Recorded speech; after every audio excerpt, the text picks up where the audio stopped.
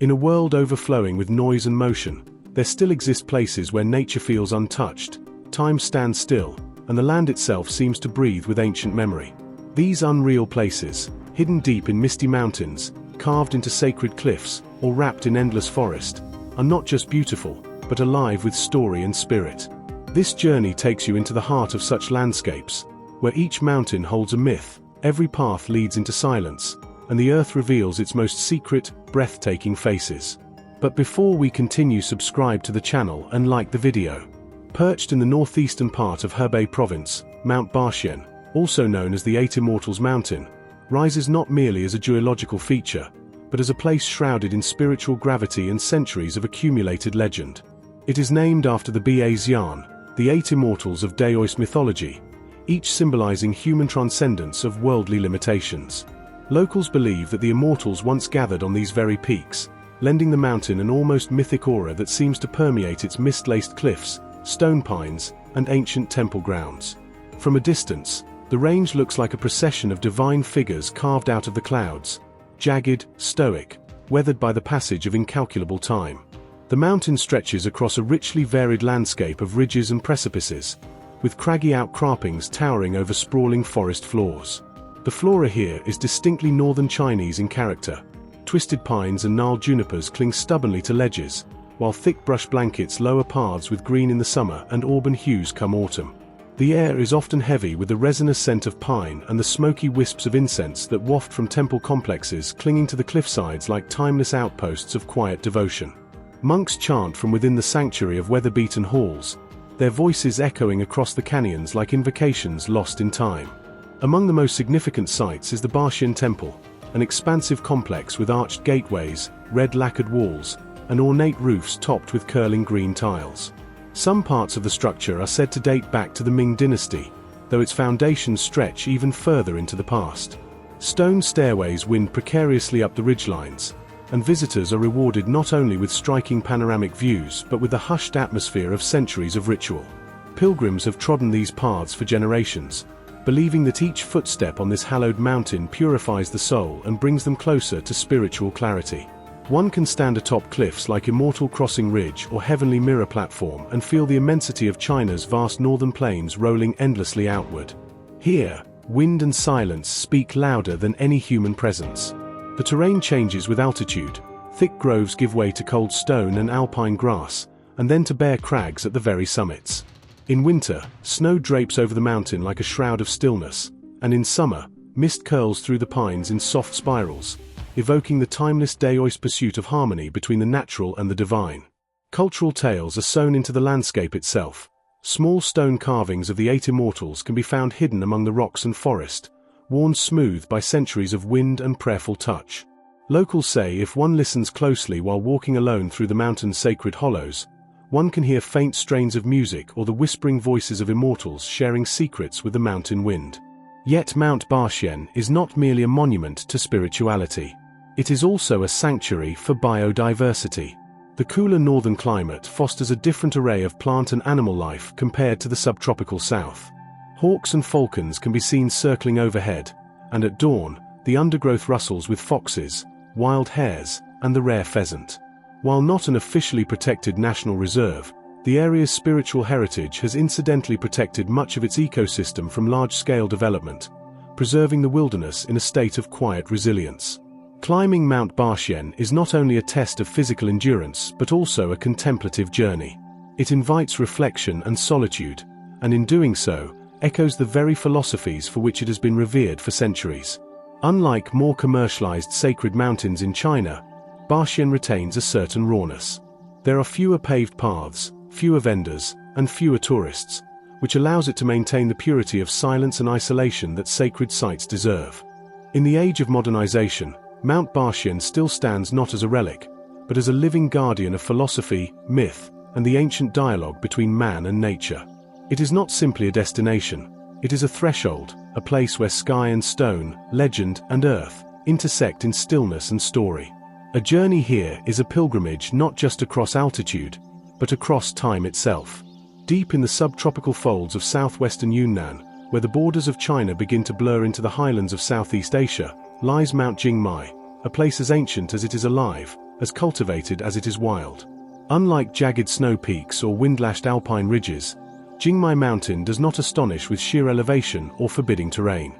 Instead, it entrances with an intricate, living mosaic of culture and nature, an organically engineered harmony that has matured over millennia. This is not a mountain in the conventional sense of vertical conquest. It is a mountain of time, of tea, of terraces and traditions, where every stone wall and every leaf carries the echo of human intention and the rhythm of ecological balance. Named a UNESCO World Heritage Site in 2023, Mount Qinghai is revered for its unique tea culture, specifically its ancient cultivated tea forests, many of which have been managed continuously for over 1,000 years by local ethnic communities, including the Bulang and Dai peoples. Here, tea is not merely an agricultural product, it is a cultural lifeblood, a spiritual practice, a form of ecological memory. The mountain hosts the oldest large-scale cultivated tea forest still in operation anywhere on Earth. This singular landscape merges human craftsmanship with the evolving patterns of nature in a way few places on the planet can replicate. What strikes the visitor first about Qinghai is the patterning of the land. The lower slopes undulate with carefully carved terraces, built stone by human hands, layered like ribbons across the hillsides. These are not only for tea, though tea is dominant, but also for rice, vegetables, and medicinal plants. Above these terraces rise forested zones where tea trees, some of them centuries old, grow in loose formations under the filtered light of a tall canopy.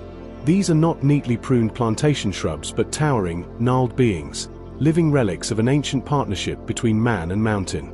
The locals call them Gucha Shu, or ancient tea trees, and they are as much venerated as harvested. The soil here is rich with iron and rare minerals, contributing to the unique profile of the pu'er-style teas produced from this region. The altitude, which ranges from 1,200 to 1,800 meters, creates a stable, cool microclimate ideal for slow growth, which enhances the depth and complexity of the tea's flavor. Mists regularly shroud the canopy, infusing each leaf with moisture and diffusing the harsh rays of the subtropical sun. When the fog rolls in during early morning hours, the mountain becomes a vision of fluid green and silver, each tree vanishing into dreamlike tendrils of cloud. The Bulang people, one of the oldest tea cultivating communities in China, are the spiritual and ecological stewards of Qinghai. Their knowledge of the land is hereditary, passed orally and ritually, and their understanding of the symbiosis between soil, leaf, sun, and water borders on the poetic. They do not clear forests to grow tea, they tend tea trees that live within forests. This agroforestry model, unique in its scale and continuity, has not only preserved the region's biodiversity but also cultivated a deep cultural identity around sustainable living. Small shrines dot the forest paths, honoring tree spirits, ancestors, and local deities believed to guard the land. Seasonal tea festivals are held where songs are sung not only in praise of harvest but in reverence to the mountain itself. The Dai people, who inhabit the lower and more open areas of the mountain, are known for their stilted wooden homes and intricate water festivals. Their spiritual practices are often Theravada Buddhist, contrasting yet harmonizing with the animistic and ancestral worship of the Bulang. Together, these communities have shaped not only the landscape but also a complex social mosaic of mutual respect and interdependence. Language, dance, costume, and culinary practice all reflect the passage of centuries lived close to the land. The landscape itself reads like a layered scroll. Stone-paved paths wind through the mountain, connecting more than a dozen ancient tea forests such as Nwogang, Mangjing, and Wangji, each with its own microclimate, elevation, and tea characteristics.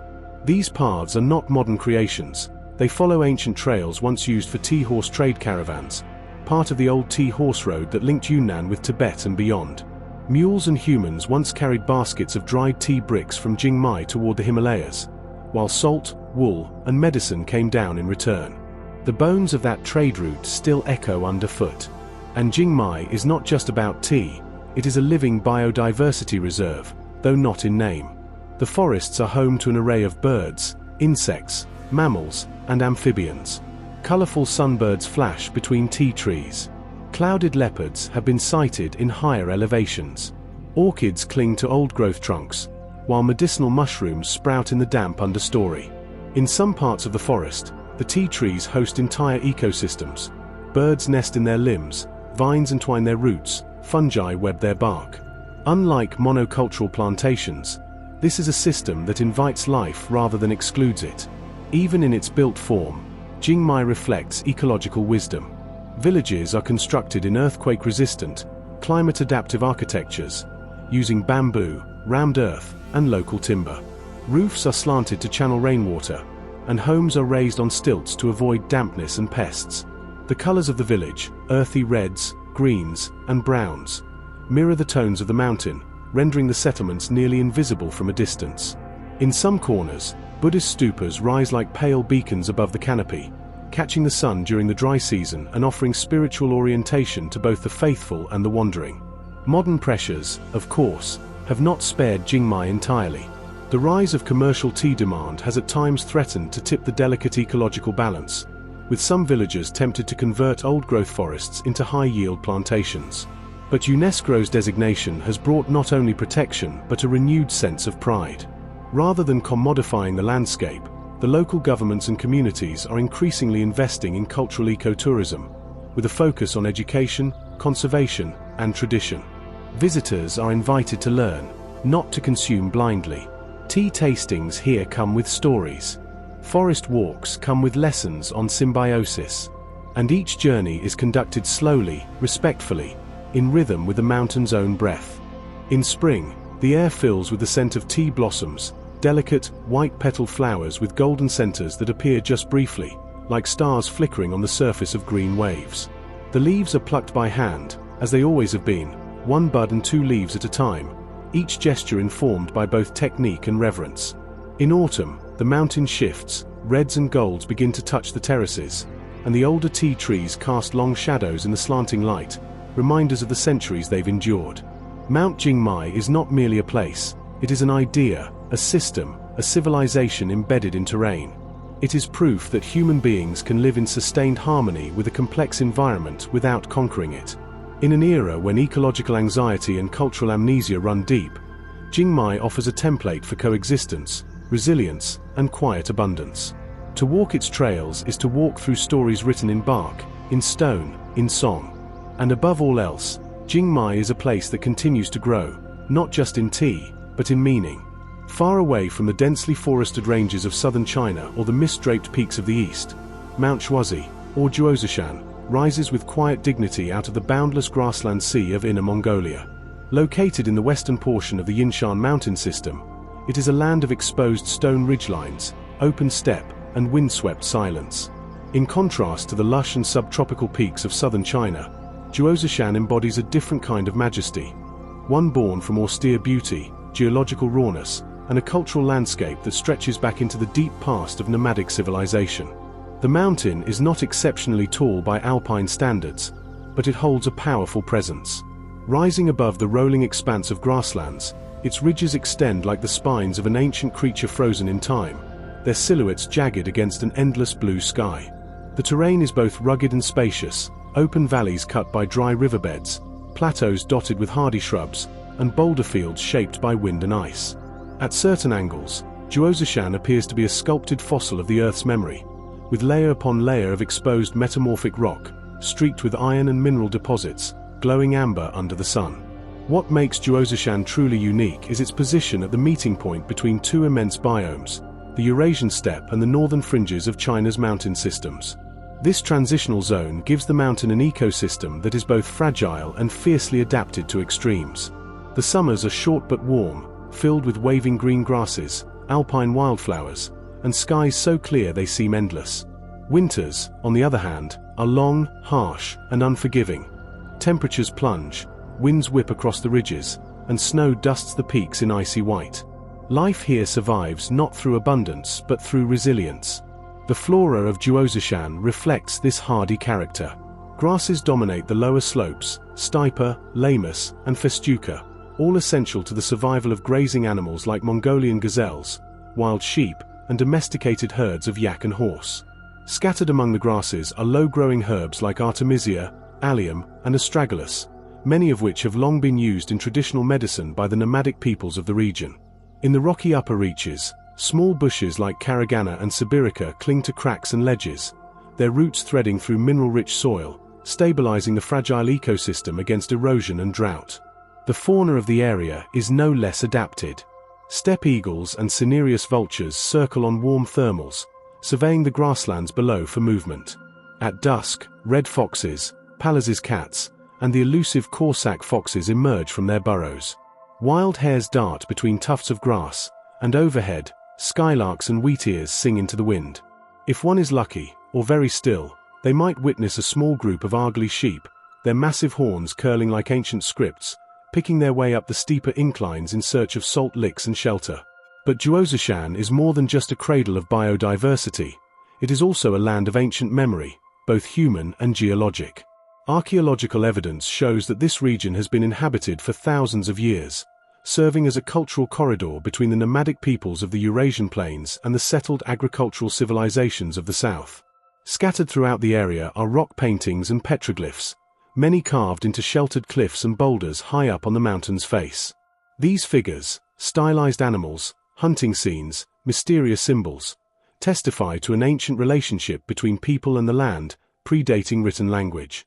Some of the most striking of these artworks depict galloping horses, horned deer, and shamanic rituals, likely etched by early pastoralists during the late Neolithic and Bronze Ages. These petroglyphs are not just decorative, they are sacred imprints of an animistic worldview, a kind of visual prayer linking the people of the steppe with the spirits of sky, earth, and ancestor. The mountain was likely a sacred site, a place of ceremony, vision, and intergenerational storytelling. The spiritual reverence for Jiangxi did not end with antiquity. Throughout history, the mountain has been viewed as a guardian presence, both physically and metaphysically. Nomadic clans believed its peaks were inhabited by protective spirits, beings that controlled the weather, guarded livestock, and judged the honor of warriors. Sky worship, so integral to early Mongolic and Turkic traditions, found natural expression on these ridgelines, where open sky and open earth meet without barrier. Even today, some local herders will leave offerings, such as milk, tea, or tobacco, at select outcroppings or windswept cairns known as obo. There is also a powerful seasonal rhythm to life on and around Jiangxi. In spring, nomadic herders begin their annual migration, guiding flocks and herds to higher pastures where the grass is fresh and nutrient-rich. Tents are pitched in temporary camps, and the land awakens with the ringing of bells on horse collars, the singing of children, and the lowing of cattle. The Nadam festival, though more famously celebrated in central Mongolia, is also echoed here with local games of wrestling, archery, and horse racing, reenacting the same customs that once prepared warriors for battle and bonded clans in peace. By midsummer, the plateau is a tapestry of gold and green, alive with insect buzz and the scent of sun-warmed grass. It is also when seasonal rains sweep across the region, sudden and hard, turning dry gullies into roaring streams and carving new paths across the sedimentary rock. The locals speak of these rains with reverence. They are the breath of the sky, the veins of the land.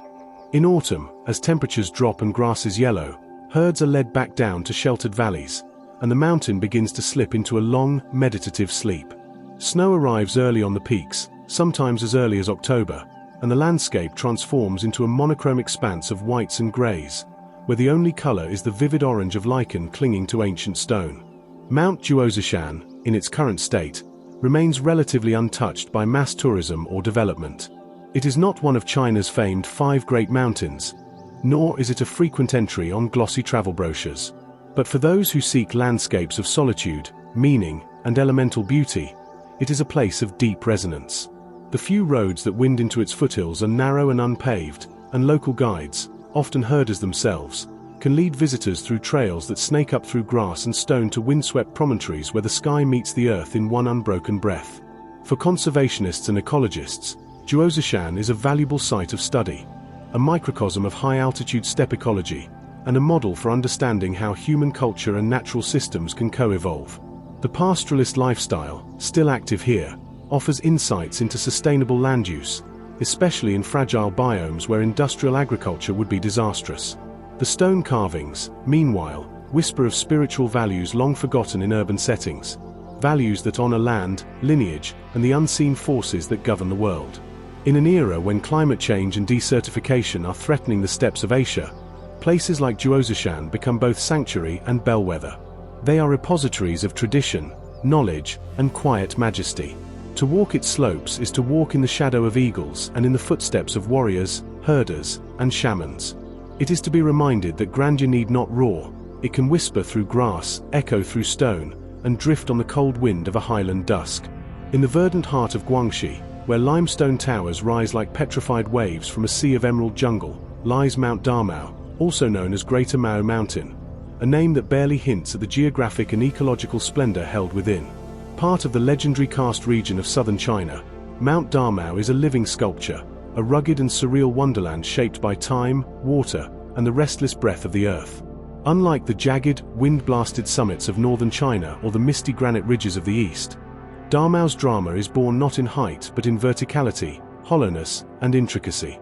It is a mountain that is more interior than exterior, more labyrinth than peak, a place where every ridge hides a cave and every cliff descends into secret valleys bathed in subtropical green.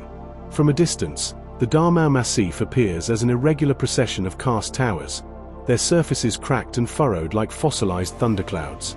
These limestone spires, often reaching hundreds of meters into the sky, were formed over hundreds of millions of years as layers of ancient marine sediment were pushed up, fractured, and dissolved by water. Rain, rich in carbonic acid, seeped into the limestone, carving out sinkholes, underground rivers, and cavernous chambers on a scale almost too grand to believe.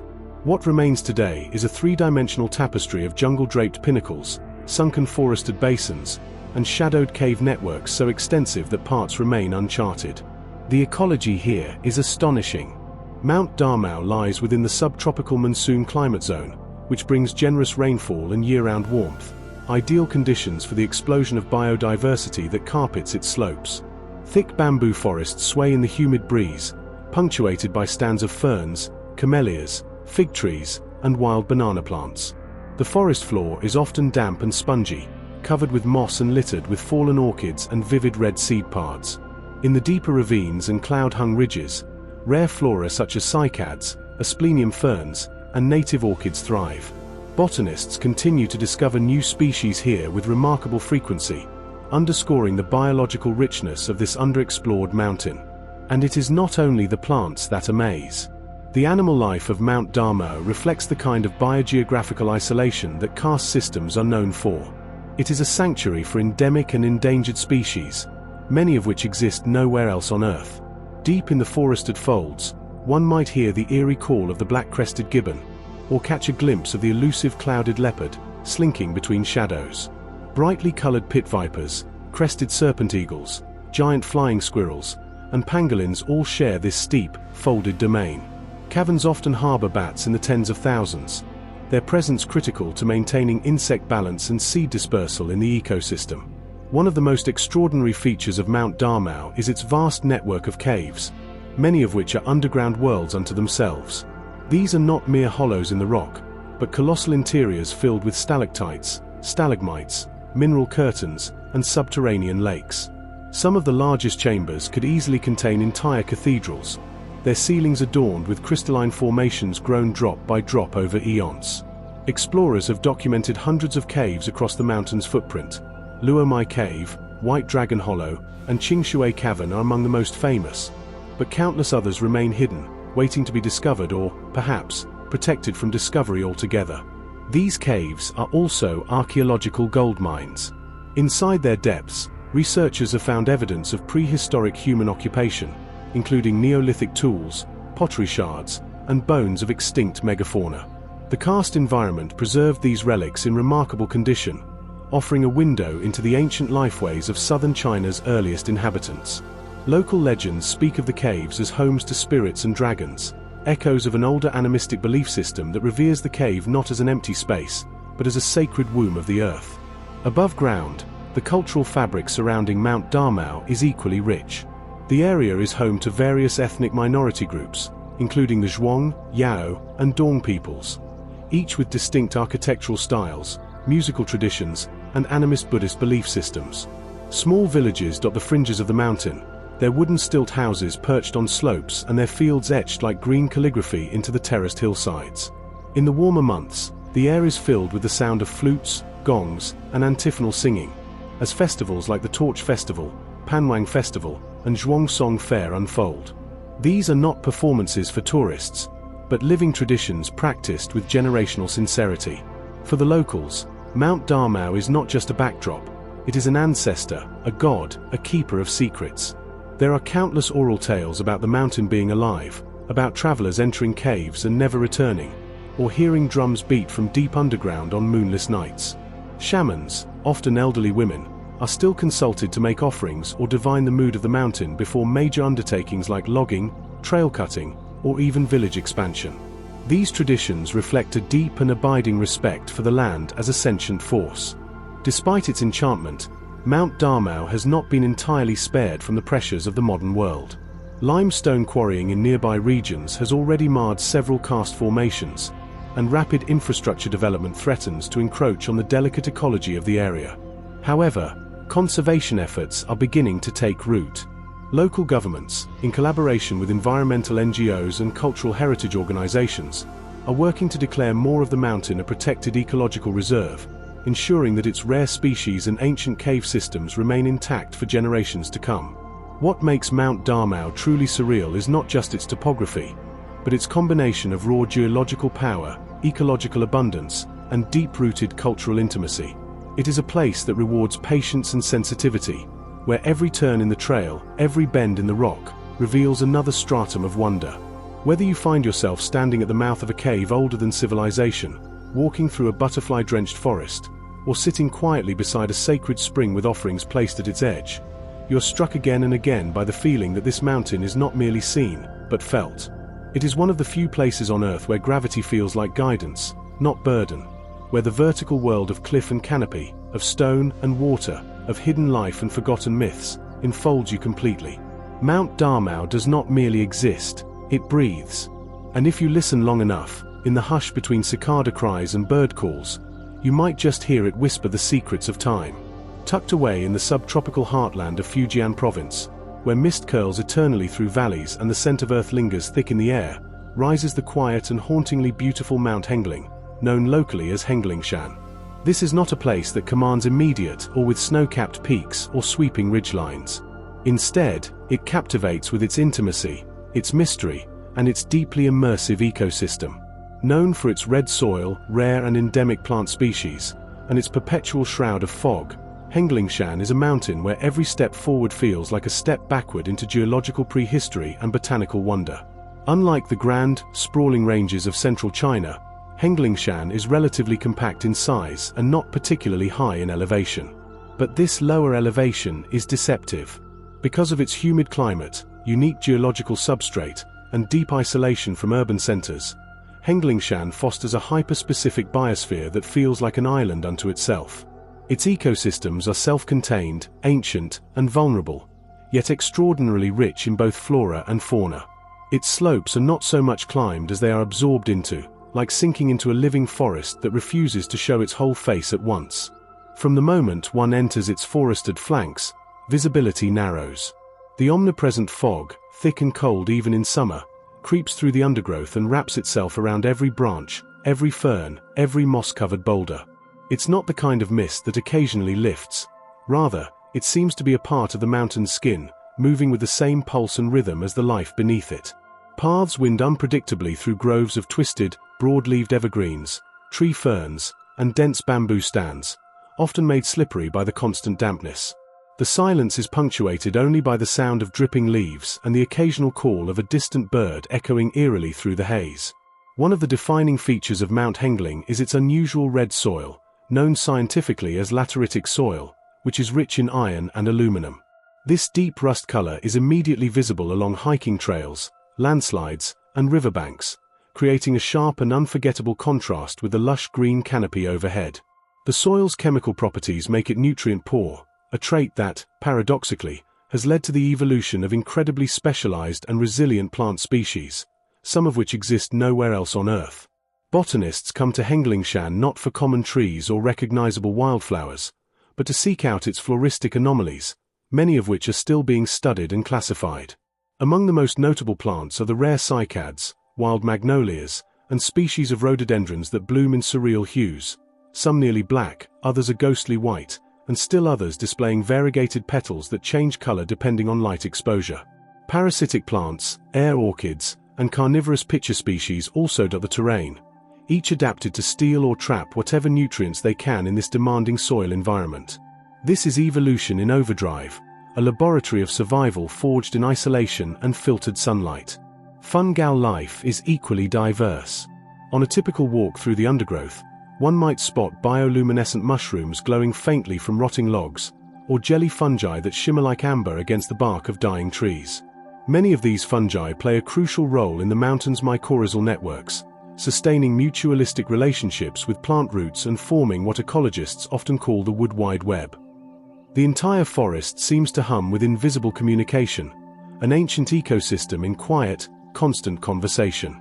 This botanical uniqueness has not gone unnoticed. In recent decades, researchers and environmental groups have flagged Mount Hengling as a priority conservation zone, urging authorities to protect it from the growing pressures of logging, infrastructure development, and agricultural encroachment. Though relatively remote, the surrounding regions of Fujian are undergoing rapid transformation, and ecological islands like Henglingshan are increasingly rare. Protecting it is not just about preserving beauty, it's about preserving genetic diversity that could hold answers to climate adaptation, medicine, and ecological restoration far beyond China. Animal life here is subtler but no less fascinating. The constant fog and thick forest create a haven for amphibians, especially newts, frogs, and salamanders, many of which are endemic and rely on the mountain's constant moisture to breed and survive. Several species of frogs found here have transparent skin, allowing scientists to observe their internal organs, a trait that has made them subjects of intense biological study. High in the canopy, civet cats, masked palm civets, and treetop squirrels rustle the leaves, while rarer, more elusive creatures like the clouded leopard and Asian golden cat have been captured on camera traps deeper within the forest core. Bird life, too, abounds, particularly during migration seasons, when the mountain becomes a rest stop for dozens of species crossing between Southeast Asia and East Asia. One might hear the melancholic song of the white-spectacled warbler, or catch a glimpse of the silver pheasant, whose long tail feathers shimmer like polished ivory in the dim forest light. There are even whispered accounts among local guides of spirit birds, mythical, oversized avians said to appear only in the thickest fog. Whether these stories are folkloric embellishment or misidentifications remains part of the mountain's enduring mystery. Speaking of folklore, Mount Hengling is deeply embedded in local spiritual and cultural tradition. While it is not a famous pilgrimage site in the way that Mount Wui or Mount Tai is, it is nonetheless steeped in sacredness for the surrounding communities. Daoist hermits, wandering monks, and shamans have long sought retreat in its folds, believing the fog to be a spiritual veil between worlds. Small, almost hidden shrines made of stone or carved into tree trunks can still be found along secluded trails, offerings of rice, incense, and paper money hinting at ongoing rites to mountain spirits. One of the most revered legends tied to Henglingshan involves a female spirit known as the Mist Bride, said to be a healer who once lived in a hidden glade, curing villagers with forest herbs and rainwater. After her death, the story goes, the mountain wept for her loss, and ever since, the fog has never lifted. Locals still claim that when lost or disoriented on the trails, a traveler might feel a gentle hand guiding them back, the bride's touch, they call it. In truth, many who visit Henglingshan find it difficult to leave, not out of physical challenge, but because of the emotional and sensory hold the mountain exerts. The texture of the forest, the moisture on the skin, the unfiltered scent of moss and clay, the sounds that seem to come from nowhere and everywhere at once, all contribute to a feeling that is difficult to describe, but impossible to forget. It is as if the mountain draws something dormant out of those who walk its paths, something quieter, more attuned to the slow processes of the natural world. In the end, Mount Hengling is not for everyone. It offers no grand summit views, no glittering lakes or grand temples. What it does offer is something far rarer, a direct encounter with living time, with the ancient and ongoing work of nature shaping itself slowly, mysteriously, and magnificently beyond human intervention. It is a mountain that does not rise to meet you. You descend into it, willingly, and you leave changed, carrying the fog in your memory long after you've left its mossy trails behind. Rising like a weathered sentinel from the churning waters of the East China Sea, Mount Diyu, or Dayushan, offers one of the most unique and surreal landscapes in all of Fujian province. Perched on an offshore island far from the mainland's misty forests and rice-laced valleys, this granite mountain is a study in isolation, elemental drama, and unfiltered natural power. Here, where the land meets the sea in a collision of rock and wave, nature paints with bold strokes. Towering granite cliffs, crystalline coastlines, wind-bent trees, and panoramic ocean vistas that seem to dissolve the boundary between earth and sky. Unlike the inland peaks of China, which are often cloaked in dense foliage or spiritual symbolism, Mount Dayu's impact lies in its raw physicality. The island itself is compact but formidable, composed largely of exposed granite uplifted by tectonic forces and sculpted over millennia by the unrelenting wind and salt spray. From a distance, it appears as a monolith, a massive stone beast slumbering in the sea, its back studded with boulders and its flanks sheer and impassable. But upon closer exploration, the mountain reveals itself as a rich and multi-layered ecosystem, shaped by centuries of isolation, marine weather patterns, and a delicate coastal ecology that is found nowhere else in China. The journey to Mount Dayu is already part of the experience. It requires a boat crossing from the mainland, often through fog or against stiff winds that batter the hull and salt the air. As the island comes into view, its sea cliffs rise stark and imposing, sometimes exceeding hundreds of meters in vertical drop, plunging directly into the deep sapphire blue waters below. These cliffs, carved by eons of wind and wave, are etched with sea caves, wave-cut platforms, and towering rock formations that bear uncanny resemblances to animals, gods, and mythical creatures. Local folklore claims these are frozen immortals, punished for hubris and left to watch over the ocean for eternity. The summit of Mount Dayu is relatively modest in elevation, rising just over 500 meters above sea level, but it feels infinitely taller because of the unbroken 360-degree views it offers. To the east, the horizon stretches into infinity, a boundless spread of blue that merges sky and sea. To the west, the green hills of Fujian are visible on clear days, distant and dreamlike across the watery divide. The slopes leading to the summit are rugged, strewn with granite slabs, and laced with narrow goat trails, often overgrown or broken away by landslides. Hiking here is not easy. The terrain is unforgiving, and the weather shifts suddenly. Dense fog, sunbursts, and violent squalls can all occur within the span of an hour. Yet for those who persist, the mountain rewards richly. Its ecological tapestry is unlike anything found on the mainland.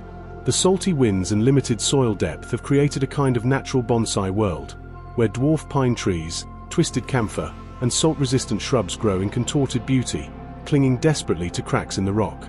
Succulents and coastal grasses fill the spaces in between, while in spring and early summer, wildflowers erupt in bursts of color, vivid reds, bright purples, and delicate whites, that stand in surreal contrast against the gray stone and silver mist. In crevices and small depressions, ephemeral freshwater pools form after rains, attracting birds and small mammals who rely on these rare water sources. Swifts, terns, and rock doves will overhead in massive flocks, diving with effortless grace down the cliffsides, where they nest in protected ledges. The cliffs also provide refuge for the rare peregrine falcon, which has returned to the area in recent years after nearly disappearing due to pesticide use on the mainland. From time to time, the cry of a sea eagle slices through the wind, a sharp, ancient sound that seems drawn from the very bones of the mountain. Perhaps the most defining sound on Mount Dayu, however, is that of the sea itself. It is a constant presence, an auditory companion that never quiets. The waves crash against the rock with the kind of rhythmic violence that has shaped both mountain and myth. Legends abound here, of sea spirits who guard hidden treasures, of hermits who vanished into caves never to be seen again, of island dragons who once ruled the tides. Some caves are believed to be entrances to the Dragon King's palace, while others are left untouched by locals, thought to be cursed or sacred depending on the tide and season. These legends aren't just quaint stories, they reflect the deep spiritual and cultural relationship the local fishing communities have had with Dayushan for generations. The island has long served as both refuge and trial. In stormy seasons, it provided shelter to lost mariners. In times of conflict or famine, rebels and outcasts made its caves their strongholds. Old temple ruins still linger on sheltered plateaus. Small, moss-covered stone shrines dedicated to Mazu, the sea goddess, and Guanyin, the bodhisattva of compassion, are hidden among wind-torn trees and facing the waves. Some are so weathered they are barely distinguishable from the rock itself, their presence known only by offerings left in carved niches, shells, dried fish, incense, and bits of cloth. Despite its harshness, Mount Dayu has also nurtured life. Local villagers have for generations come to the island to harvest medicinal herbs, rare lichens, and sea vegetables, all of which thrive in the unique microclimate fostered by the salt air, ocean breezes, and mineral-rich soil. Some of the herbs found here are considered potent aids for treating respiratory ailments and circulatory issues, and have long featured in regional healing practices. Local shamans often make the journey during specific lunar cycles to collect these plants with ritual care. Because of its offshore location and minimal infrastructure, Dayushan remains relatively untouched by mass tourism, though this is beginning to change. Conservationists have voiced concern about increased boat traffic, littering, and trail erosion caused by unregulated hiking groups. However, a growing movement among Fujianese environmentalists and cultural preservationists is working to protect the island through community-led ecotourism, where guides from nearby fishing villages introduce visitors not just to the physical geography of Dayushan, but to its stories, its spirits, and its silences. Indeed, silence is perhaps the most underrated aspect of Mount Dayu. On a calm day, when the wind drops and the waves retreat into rhythm, the mountaintop becomes a realm of pure, expansive quiet. It is the kind of silence that makes one aware of heartbeat, of breath, of the faintest movement of air over skin. In such moments, it becomes easy to imagine that the mountain is listening, that beneath all that granite and wind, there lies an awareness old and ocean-born, watching the world in a stillness more profound than speech. Climbing Mount Dayu is not a conquest, it is a conversation with permanence, with elements that do not yield easily to human presence. It reminds us that beauty can be severe, that solitude can be healing, and that land, even in its most austere form, can be profoundly alive. On the edge of the continent, halfway between storm and stone, Mount Dayu endures. And in its quiet defiance, it teaches us what it means to remain, to weather, to witness. Nestled within the lush and culturally rich province of Jiangxi, Mount Yangming, or Yangmingshan, stands not only as a geographical landmark but also as a spiritual and intellectual beacon in Chinese history. This mountain, cloaked in dense forest and cloud mist, pulses with a quiet intensity, not because of its sheer height or physical extremity, but because of the profound ideological legacy it carries. More than just stone, trees, and streams, Mount Yangming is a crucible of Neo-Confucian thought, Daoist tranquility, and natural reverence, eternally linked to one of the most influential philosophers of Ming Dynasty China, Wang Yangming. To walk the slopes of Mount Yangming is to walk through history, a living archive of moral inquiry, personal transformation, and inner cultivation. Wang Yangming, 1472–1529, the mountain's namesake, came here not to conquer nature, but to contemplate it, and in doing so, to refine the soul. A scholar official, general, poet, and philosopher, Wang retreated to this mountain after being demoted and exiled for political dissent. It was among its ridges, streams, and bamboo groves that he meditated on human nature, morality, and the relationship between action and knowledge, ideas that would form the foundation of his school of mind, Xin Shui, a branch of Neo-Confucianism that emphasized innate knowledge, moral intuition, and the oneness of thought and action. But long before Wang's time, Mount Yangming had already been revered as a sacred site, home to Daoist recluses, Buddhist monks, and hermit scholars seeking withdrawal from the chaos of the world. The mountain's forested valleys, cascading springs, and winding stone paths lent themselves naturally to such retreats. Even today, many of the ancient stone steps, etched with centuries of pilgrim footfall, remain, curling through groves of camphor, pine, and bamboo that whisper with wind and memory. Geographically, Mount Yangming is part of the Luoxiao mountain system, though it is somewhat isolated in its own lush fold of Jiangxi's Midlands. It rises gently rather than dramatically, its elevation tapering between 800 and 1200 meters, yet cloaked in thick vegetation year-round due to the humid subtropical climate. The mountain wears many colors: deep jade in summer, amber and rust in autumn, and silver fog in winter. The soil here is fertile, and as a result, the forests are alive with biodiversity. Osmanthus, magnolia, wild azaleas, and camellia shrubs bloom in profusion during spring, lining the mountain paths with sweet fragrance.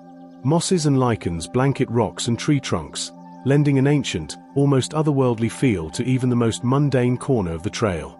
The fauna of the area is equally diverse and subtly present. Civet cats, bamboo rats, and golden pheasants are occasionally glimpsed at dawn or dusk. Macaques swing through the canopy overhead, and birdsong echoes constantly. Warblers, partridges, and the elusive Chinese womai, a songbird prized for its melodic voice. In the quieter, more remote parts of the mountain, herpetologists have catalogued several species of rare frogs and lizards, many of them endemic to this portion of Jiangxi due to the unique blend of elevation, moisture, and flora. Yet, it is not the biodiversity alone that draws visitors.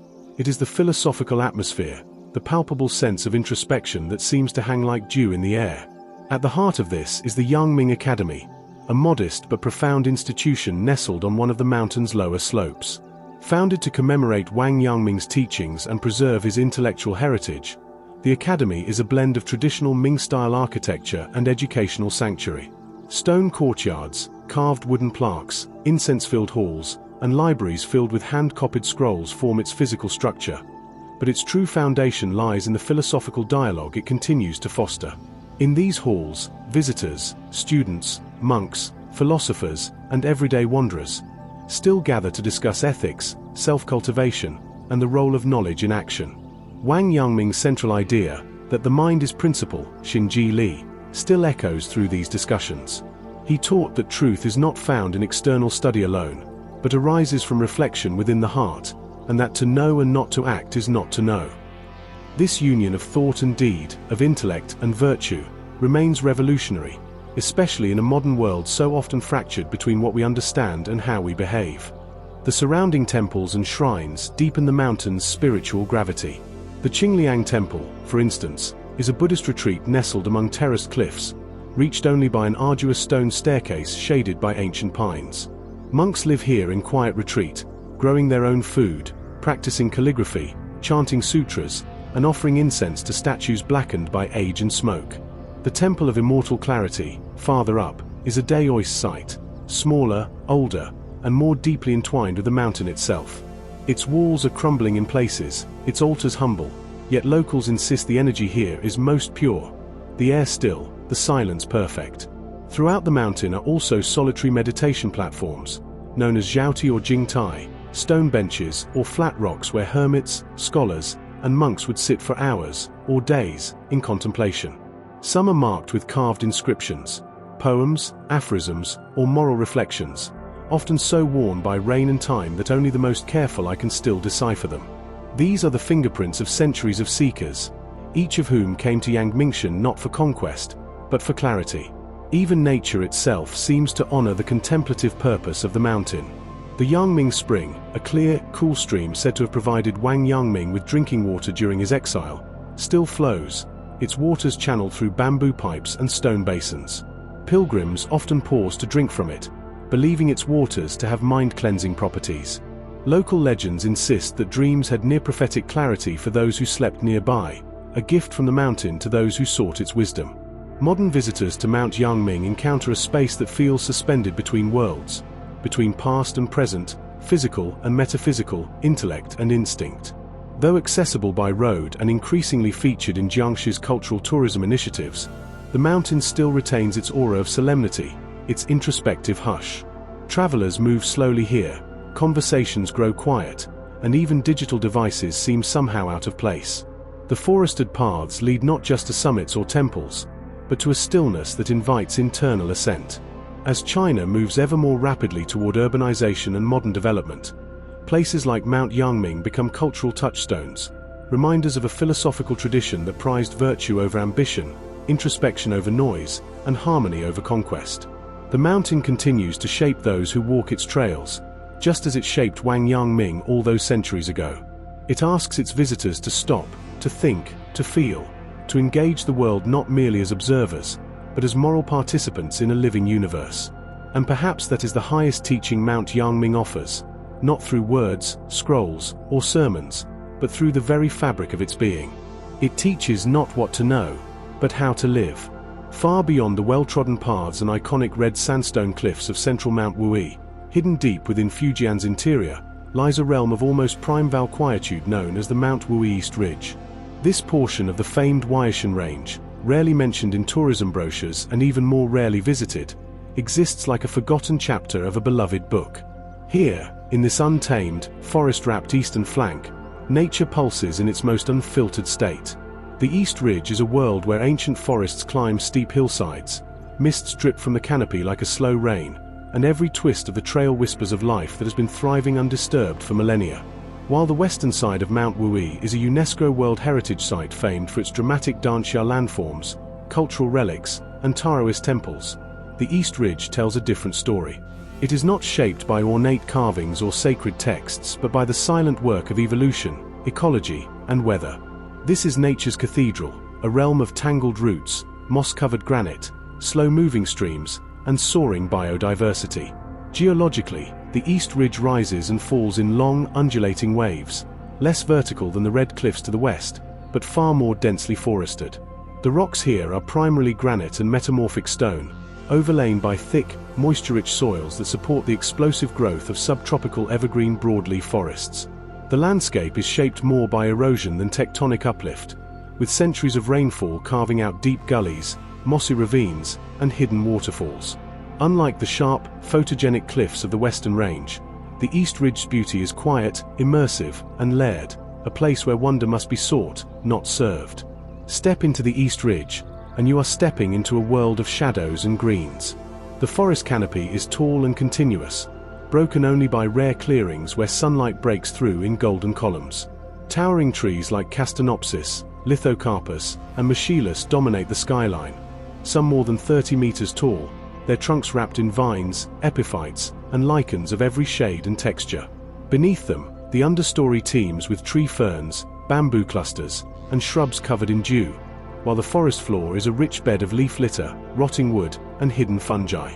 This remote sanctuary is a biodiversity hotspot, among the richest in all of China. Dozens of endemic and endangered species call the East Ridge home, some surviving only in these cool, fog-drenched pockets. The elusive clouded leopard still stalks these slopes, though sightings are extremely rare. Sika deer, wild boars, and masked palm civets move silently through the brush, their presence often indicated only by footprints in the mud or the sudden rustling of leaves. Golden pheasants flash brilliant red and gold through the trees, and in quieter hours, one might hear the gentle calls of Chinese barbets, white-crowned forktails, and Taiwan blue magpies echoing through the valleys. Perhaps most impressive is the wealth of insect and amphibian life found in the East Ridge. Because of the constant humidity, this area supports numerous species of frogs, toads, and salamanders, some of which are micro-endemics, found only in a single stream valley or ridge. The Wuyi bent-toed gecko, a rare lizard with translucent skin and night-active habits, can be found clinging to wet rocks and tree trunks. In the evenings, the forest seems to glow with the presence of bioluminescent fungi, their faint green light casting eerie halos around fallen logs. The plant life is equally astonishing. Mount Wuyi East Ridge contains a mosaic of ecological zones due to subtle shifts in elevation, soil pH, and exposure to wind and moisture. Wild rhododendrons, camellias, and azaleas bloom in spring, painting the mountainsides in shades of cream, magenta, and scarlet. Rare orchids and pitcher plants thrive in swampy hollows and along stream banks, while higher up, gnarled oak and fir trees withstand the winds with stubborn elegance. Mosses and ferns are omnipresent, forming thick green carpets on stones and tree limbs alike, turning the forest into what looks like a living watercolor painting. But what truly defines the East Ridge is its solitude. While the main peaks of Mount Wuyi echo with the chatter of tourists and the rhythmic clatter of tea shops, the East Ridge is eerily silent, save for the sounds of birds, insects, and wind threading through the trees. There are few marked trails here, only ancient hunters' paths, pilgrim tracks, and forgotten tea routes, now half swallowed by vines. Travel here requires navigation by instinct, or the guidance of a local from one of the small villages tucked along the eastern foothills. These villages, home primarily to Hakka and Shi minority communities, retain a deeply symbiotic relationship with the mountain. Generations of locals have gathered medicinal herbs, hunted small game, and cultivated wild tea under the forest canopy. They speak of the East Ridge with a blend of reverence and practicality. The mountain is not a trophy or a shrine, it is a living ancestor, both generous and mercurial. Folk stories tell of spirit animals that guard certain glades, of trees that should not be touched, and of travelers who disappeared after disrespecting the forest. Tea cultivation remains one of the quiet pillars of life on the East Ridge. Unlike the manicured terraces of Diehong Pao fields on the western slopes, the tea here grows wild and semi-wild, nestled among shrubs and rocks, its leaves infused with the taste of forest mist and granite earth. Known to locals as cloud tea, It is prized for its complexity and subtle floral notes. Harvesting is done by hand, often with ceremonial care, and many villagers see the act of picking tea as both labor and ritual, one that connects them to the mountain's deeper rhythms. There are no major temples here, no grand gates or sprawling courtyards, but scattered along the ridgelines and forest clearings are small stone shrines, each dedicated to local spirits, Daoist immortals, or mountain gods. Some are so old their inscriptions have faded entirely, worn away by rain and wind. These are not tourist attractions but living sites of worship, still used by forest dwellers and wandering monks who stop to light incense and leave offerings of rice, dried meat, or coins. During certain lunar festivals, flickers of candlelight can be seen glowing from these hidden altars, the chants of solitary pilgrims carried into the trees by night wind. Mount Wui East Ridge, unlike its more celebrated counterpart, does not try to impress. It does not pose for photographs or compete for attention. It simply exists, in perfect equilibrium with time and space, quietly enduring, quietly evolving. To visit it is to disappear into a living world, to be enveloped by the pulse of an ecosystem that has survived empire, revolution, and modernity, largely untouched. It is a place for those who seek not spectacle, but connection, to land, to life, and to a slower, more enduring form of wisdom. In a world increasingly dominated by noise and spectacle, Mount Wui East Ridge stands as a testament to subtlety, to complexity that refuses simplification, to beauty that demands immersion. It reminds us that the most surreal places on Earth are often not the ones built by fantasy or fame, but those that persist silently, their grandeur hidden in the folds of fog and forest, waiting patiently for the respectful traveler to arrive. Far to the northwest of Yunnan province, nestled at the intersection of the Hengduan Mountains and the upper reaches of the Mekong River, lies a landscape of staggering grandeur and solemn reverence. The Mount Meili East Glacier, more specifically known through its most iconic and accessible outflow as the Mingyong Glacier. This is no ordinary ice formation. It is the frozen breath of the gods, a sacred river of ice spilling down from the Meili Snow Mountain, also called Kawa Gabo by the Tibetan people, whose jagged peak rises to an awe-inspiring 6,740 meters, 22,113 feet. It is the highest mountain in Yunnan, and one of the most sacred in all of Tibetan Buddhism. This place is not only one of the southernmost glacier in the northern hemisphere, it is also a place of pilgrimage, of myth, and of mortal silence in the face of something profoundly eternal. To encounter the Mingyong Glacier, which flows from the eastern flank of Kawa Gabo, is to step into a surreal juxtaposition of environments: alpine ice and subtropical forest, snow light and emerald canopy, eternal stillness and unrelenting movement. It descends from lofty cirques wrapped in snow, curling between black rock and mountain ridge, then abruptly drops down into lush forested valleys thick with rhododendrons, conifers, and moss. Nowhere else in China, perhaps nowhere else in the world, does one witness such a startling collision of climates in such a short vertical span. The journey to the glacier begins in the town of Daqing, itself perched high at over 3,000 meters. From there, narrow, serpentine roads lead into Tibetan villages, their homes draped in prayer flags, their fields lined with barley and yaks grazing by the roadside. The culture here is not Han Chinese, it is deeply, reverently Tibetan, though within the administrative boundaries of Yunnan. And here, Meili Snow Mountain, and by extension, the Mingyong Glacier, is no geological curiosity. It is a deity, Kawa Gabo, a warrior god who guards the land and judges the soul. It is considered deeply taboo to climb to the summit of Meili Snow Mountain. Attempts have been made, most notably by a Japanese expedition in 1991, but the mountain responded with a deadly avalanche that killed all 17 climbers. Since then, no further official attempts have been made, and the mountain remains one of the few major peaks in the world never to have been summited. Locals say it is not because the mountain is unclimbable, but because it should not be climbed. To tread on Kawa Gabo's head is to defy the gods. The glacier, therefore, becomes the closest one can come to touching the sacred, a frozen emissary from the divine. As one approaches the Mingyong Glacier Trail, the air changes. Pine forests thicken. The temperature drops.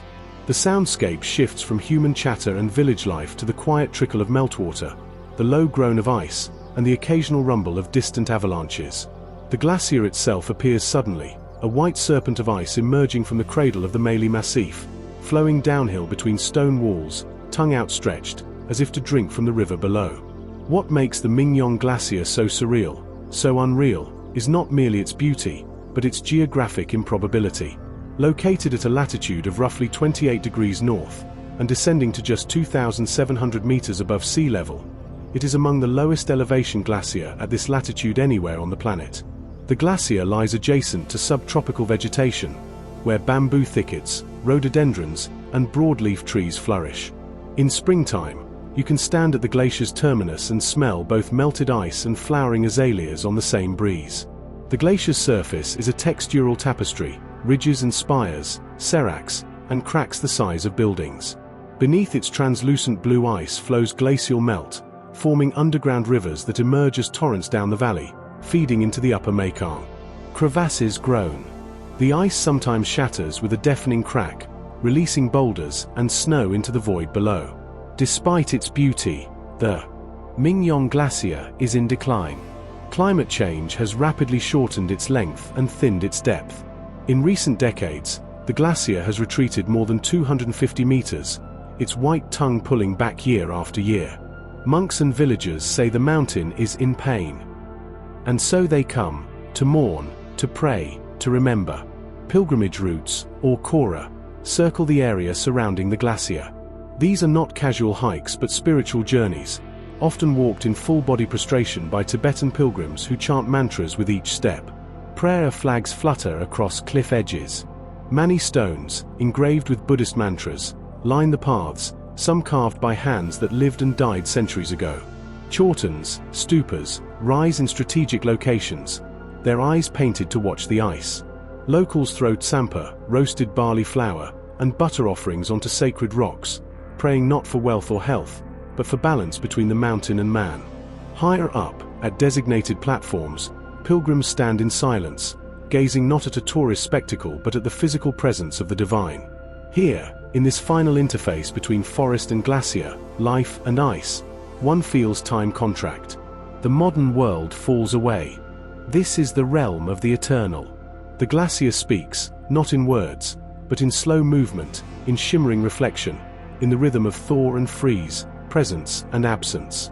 Scientists, too, study the Mingyong Glacier, not only for its glaciological value but for its role as a bellwether of climate vulnerability in East Asia. Sensors and GPS stations measure its rate of retreat, its seasonal flow rate, and the distribution of snowpack. Core samples taken from its surface have revealed trapped particles from volcanic eruptions, industrial pollutants, and pollen data reaching back thousands of years. This ice holds memory, a frozen record of both natural and human history. And with every meter it melts, part of that memory vanishes. The cultural ecology of the Mingyong Glacier is as vital as the natural. Buddhist monastic life continues around the mountain, particularly in the nearby Phalai Temple, where monks conduct daily chants and serve pilgrims making the long journey from Sichuan, Tibet, and Qinghai. These monks see their role as custodians of balance, not only spiritual but ecological. In recent years, many have spoken publicly about climate change, not in scientific terms, but as a moral failing of human greed and arrogance. To hurt the glacier, they say, is to wound a living being. Their words are increasingly being heard. Efforts are now underway to preserve the glacier, not by stopping its melt, a feat beyond local hands, but by reducing tourist pressure, minimizing waste, and ensuring that access is conducted with respect and reverence. Signage reminds visitors not to walk on the ice, not to shout, not to take stones. Drone flights have been restricted. Even photography is discouraged at certain sacred angles. The message is clear: this is not a postcard. This is a prayer. In a world where glaciers are often reduced to data points, meters lost, temperatures measured, Mingyong Glacier remains defiantly more than that. It is a living altar, a sacred presence in motion, whose value lies not in its utility, but in its symbolism. It is a reminder of what was, what is fading, and what may yet endure if reverence replaces extraction.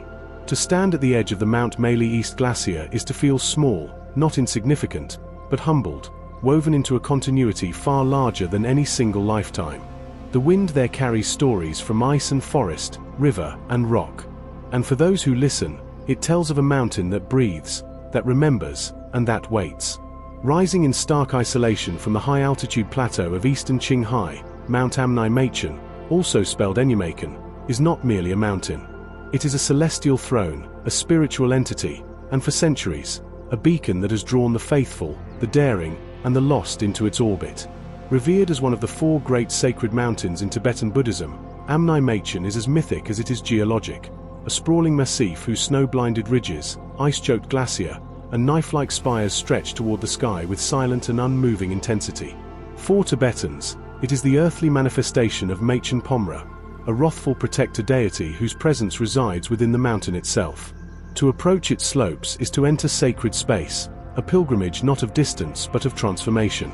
Located in Golog Tibetan Autonomous Prefecture, where the landscape transitions between the eastern edge of the Tibetan Plateau and the grassland steppes of Qinghai, Mount Amnai Machen pierces the skyline at 6,282 meters, 20,610 feet. Though older Western surveys once exaggerated its height to over 7,000 meters due to its overwhelming prominence. Regardless of number, its majesty is indisputable. Its jagged white peaks tower above the rolling green pastures of the surrounding plateau, making it appear almost otherworldly, a frozen citadel suspended above the earth. Unlike more accessible sacred mountains like Mount Kailash or Amay, Amnai Machen remains remote, largely untouched by the trappings of tourism. To reach it, one must traverse rugged and high-altitude terrain, often enduring thin air, volatile weather, and unmarked paths that test endurance and will. Yet this inaccessibility only deepens its mystique. It is the kind of place you do not stumble upon. You must seek it, with purpose, reverence, and a quiet humility. The mountain is the spiritual center of the Machen Pomra cult, a deeply rooted Tibetan tradition in which the mountain is seen as a living being, a protector, a judge, and a divine force that shapes both the land and the fate of those who live within its shadow. Devotees believe that Machen Pomra rides across the heavens on a white horse, eyes flaming with wisdom and rage, defending the Dharma and punishing the corrupt. His breath is the wind, his blood the rivers, and his bones the stone and glacier. This personification is not metaphorical. To many Tibetans, Amnai Machen is as alive as any sentient being, and just as capable of emotion, response, and judgment. One of the most profound spiritual practices associated with Amnai Machen is the Kora, a pilgrimage circumambulation of the mountain, a journey of roughly 120 miles, about 200 kilometers, around its massive base. Traditionally done on foot, it takes 2 to 4 weeks to complete and is believed to purify lifetimes of negative karma. Some pilgrims walk it barefoot. Others prostrate themselves full length with every step, rising, taking one step, and dropping again, their hands wrapped in leather and cloth to protect them from ice and stone. They carry nothing but prayer beads, butter lamps, and the unshakable conviction that every step is an offering, every wound a form of prayer. Along the route are caves of meditation, sky burial sites, and stone piles, mani walls, etched with the mantra Om Mani Padme Hum, some said to be inscribed by the wind itself. Pilgrims leave offerings of juniper branches, yak butter, and tsampa, roasted barley flour, at certain sacred bends, especially where glacial rivers roar down from the peaks, believed to carry the mountain's blessings. Stories abound of miracles witnessed during the Kora. Glowing lights, voices in the wind, visions of Machen Pomra astride a horse of flame. And yet, despite its status as a sanctuary of faith, Amnai Machen is equally a testament to raw wilderness. Its flanks are cut by deep, icy ravines, and its glacier cascade down in frozen waves, interrupted by jagged cliffs and fields of seracs and crevasses. Even in summer, snowstorms can strike with little warning. The glacier fields on its northern face stretch across the plateau like rivers of ancient memory, their surfaces cracked with age, glowing faintly blue under certain lights. The soundscape here is elemental, howling winds, the groan of shifting ice, and the occasional shriek of lammergeiers circling high above in search of carrion. The ecology of Amnai Machen is surprisingly rich, given the harshness of its elevation. The lower valleys are tundra meadow mosaics, carpeted with edelweiss, snow lotus, and alpine gentians in summer. Marmots, blue sheep, barrel, and white-lipped deer wander freely through the grasslands, while Tibetan wolves, lynx, and snow leopards move in silence through the higher, rockier areas, unseen by human eyes but never far away. The presence of Himalayan griffons and Tibetan eagles only adds to the sense of grandeur. Every living creature here appears to move with a kind of spiritual deference, as if aware they are guests in a realm not their own. The cultural life surrounding Amnai Machen is equally rich and distinct. The Golog Tibetans who inhabit this region are semi-nomadic herders with a fierce spiritual identity, shaped by a harsh climate and ancient tradition. Their tents of black yak hair, their white chortens, and their elaborate thangka paintings of Machen Pomra are expressions not of wealth or status but of deep-rooted devotion. Oral histories passed down through generations tell of sky battles between gods, of sages who spoke with the mountain, of monks who vanished into its glacier to become protectors in their own right. Despite modern pressures, including climate change, road development, and mining interests, the local communities remain determined to keep Amnai Machen a sacred space. Climbing the peak is forbidden, not by government decree, but by spiritual law. To violate that sanctity is believed to invite disaster, both personal and communal. Outsiders who visit are welcomed with cautious hospitality, but always reminded, this is holy ground. It is not yours to tame. Amnai Machen, in its sublime isolation, embodies a paradox. It is both infinitely distant and achingly intimate. It feels unreachable, hidden behind a veil of ice and sky, and yet those who draw near often speak of a deep inner familiarity, as if the mountain reflects something ancient inside them. It does not demand belief. It simply is, immense and patient, existing beyond the need for explanation. To stand at the foot of Amnai Machen is to feel the weight of centuries, of prayer, of passage, of devotion. The wind here feels like memory. The cold carries echoes. And the mountain, blanketed in white and crowned in silence, watches with the gaze of eternity. Hidden deep within the lesser-known folds of western Sichuan, far from the roaring crowds of Amay or the gleaming glacier of Gongar, lies a mountain both modest in fame and immense in atmosphere, Mount Jigushan. This alpine gem, nestled quietly in the shadows of its more celebrated neighbors, stands as a testament to raw, unfiltered beauty. Where granite spires pierce the clouds, crystal-clear lakes reflect cobalt skies, and summer meadows explode in carpets of wildflowers so vibrant they seem hand-painted. It is, in every sense, a place that eludes the ordinary, a retreat not only for those seeking nature, but for those who crave seclusion, introspection, and the kind of beauty that asks nothing in return. Mount Jigushan is situated within a remote sub-region of Gar's Tibetan Autonomous Prefecture, a land of rich cultural fusion and geographical diversity. Though rising to elevations over 4,800 meters, the mountain is rarely marked on popular trekking maps. In this sense, Jigushan remains a guarded secret, known to local herders, botanists, and a few adventurous hikers, but untouched by mass tourism. The lack of paved roads and limited signage only adds to its allure. It is the kind of place that whispers rather than shouts, offering reward only to those who listen patiently. Geologically, Mount Jigushan is a product of uplift and glacial carving. Its ridgelines are serrated like the edges of a broken blade, carved over millennia by wind, water, and ice. Its flanks are strewn with granite boulders, some smooth and rounded from glacial polish, others stacked in chaotic arrangements like nature's forgotten monuments. The granite spires that crown the summit range are Jigushan's defining silhouette. Tall, pale grey fingers of rock that stab the sky, their surfaces etched with time and flecked with lichens. The mountain's lower regions begin with alpine forests, thick with spruce, fir, and larch. As one ascends, these give way to open meadows, shrublands, and eventually tundra zones, where only the hardiest plants cling to life. But it is in these transition zones, especially between 3,000 and 4,200 meters, that Mount Jigushan unfurls its most breathtaking secret. Fields of wildflowers so expansive and diverse they could rival entire botanical gardens. During late spring and summer, the meadows burst into bloom with an astounding array of alpine species. Blue poppies, primulas, edelweiss, gentians, and rhododendrons crowd the hillsides, their colors set against a backdrop of shimmering snowfields and soaring cliffs. Bees, butterflies, and hovering moths dance among the blossoms, while the occasional Himalayan marmot sits perched like a watchful sentry on the rocks, whistling at intruders. Botanists who have ventured into the region report dozens of endemic species, many of which have yet to be formally catalogued. Nestled among the folds of Jigushan's ridges are a number of high-altitude lakes, their waters shockingly clear and blue. Some are the size of football fields, others, mere pools of melted snow cradled in stone basins.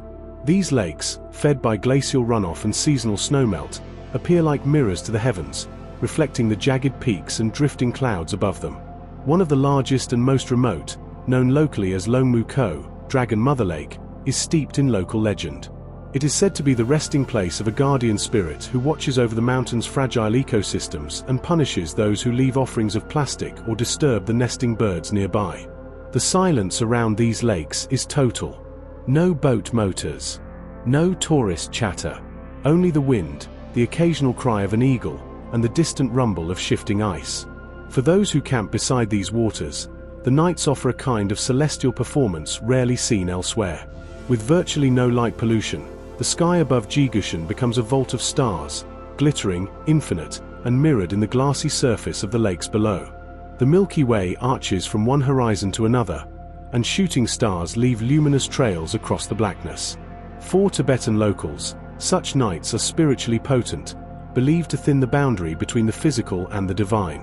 While Jigushan is not explicitly marked as a sacred mountain in mainstream Tibetan Buddhism, the local communities, Tibetan, Qiong, and Yi, treat it with deep reverence. Every year, particularly in the 6th lunar month, villagers from nearby settlements perform mountain circumambulations, offering juniper branches and butter lamps, and tying wind horses, lungta, strips of colored prayer cloth, on trees and cairns. They believe the mountain houses local deities or protectors, spirits of the land who ensure good harvests, healthy livestock, and family well-being. Some older villagers speak of sightings of glowing lights near the lakes, or strange melodic winds that carry voices. These are not regarded with fear, but with awe, a sign that the mountain is awake, aware, and watching. The wildlife here is both elusive and precious. Aside from the marmots and pika that frequent the open meadows, Jigushan provides critical habitat for the Tibetan snowcock, the golden eagle, and, at the highest elevations, possibly the snow leopard, though sightings are exceedingly rare and often anecdotal. Musk deer, blue sheep, and Sichuan tarkeen have been known to graze in the more remote valleys. Conservationists believe that Jigushan's isolation has helped preserve this microhabitat as an unintentional refuge for species increasingly threatened in more trafficked parts of Sichuan. Hikers who journey into Jigushan often speak of the mountain not just in terms of scenery, but in terms of atmosphere.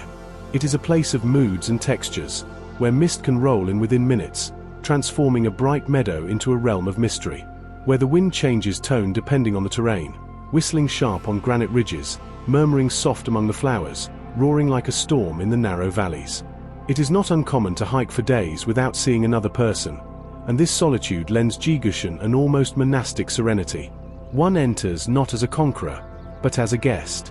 Despite its grandeur, Mount Jigushan has remained off the radar for most travelers and developers. There are no resorts, no gondolas, no paved viewing decks, only a scattering of dirt trails, a few stone shepherd huts, and the occasional prayer flag fluttering in the wind. Local officials have, to their credit, resisted large-scale infrastructure projects here, recognizing the fragile ecological balance that defines the region.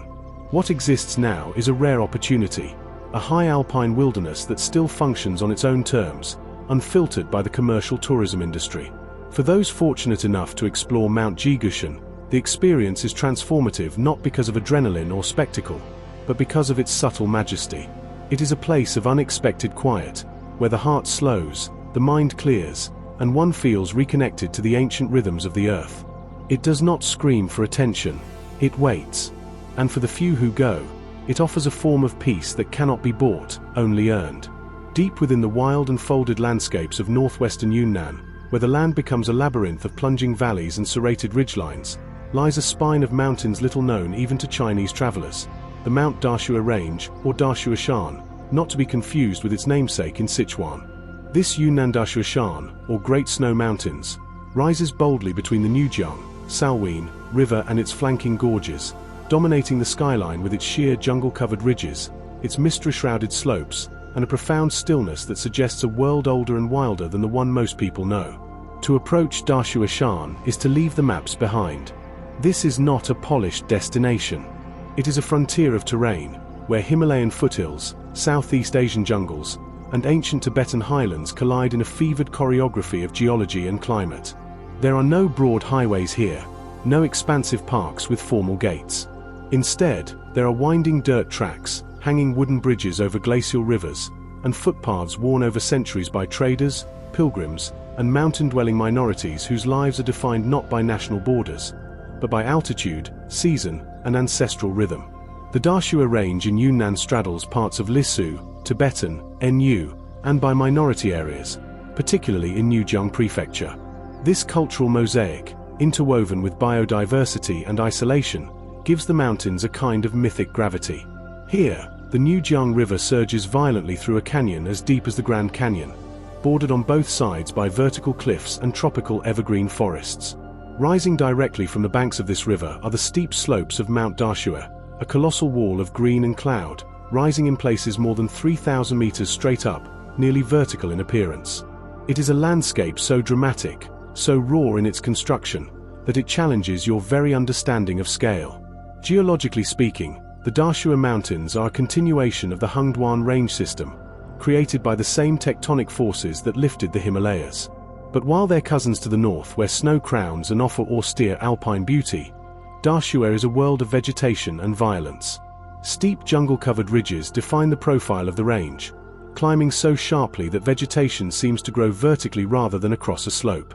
These ridges are choked with ancient broadleaf forests, tangled vines, ferns the size of houses, and moss-laden oaks. The terrain is perpetually wet, fed by mist, monsoon, and river vapor, with rain often falling in sheets, followed by sudden sunlight that reveals a glittering green world alive with birdsong and insect calls. From the jungle floor to the high ridges, the ecological gradient is among the most biologically intense in Asia. The Dashua Shan Range forms a key part of the Three Parallel Rivers region, a UNESCO World Heritage Area that includes the upper reaches of the Nujiang, Salween, Lancang, Mekong, and Jinsho, Yangtze, rivers. Here, elevation climbs rapidly from 1,000 meters to over 4,000 meters, allowing tropical, subtropical, temperate, and alpine ecosystems to exist within a single vertical sweep of landscape. It is said that within just a 10-kilometer hike, one can pass through more distinct climate zones than in a journey from southern China to Siberia. The diversity of plant life is staggering.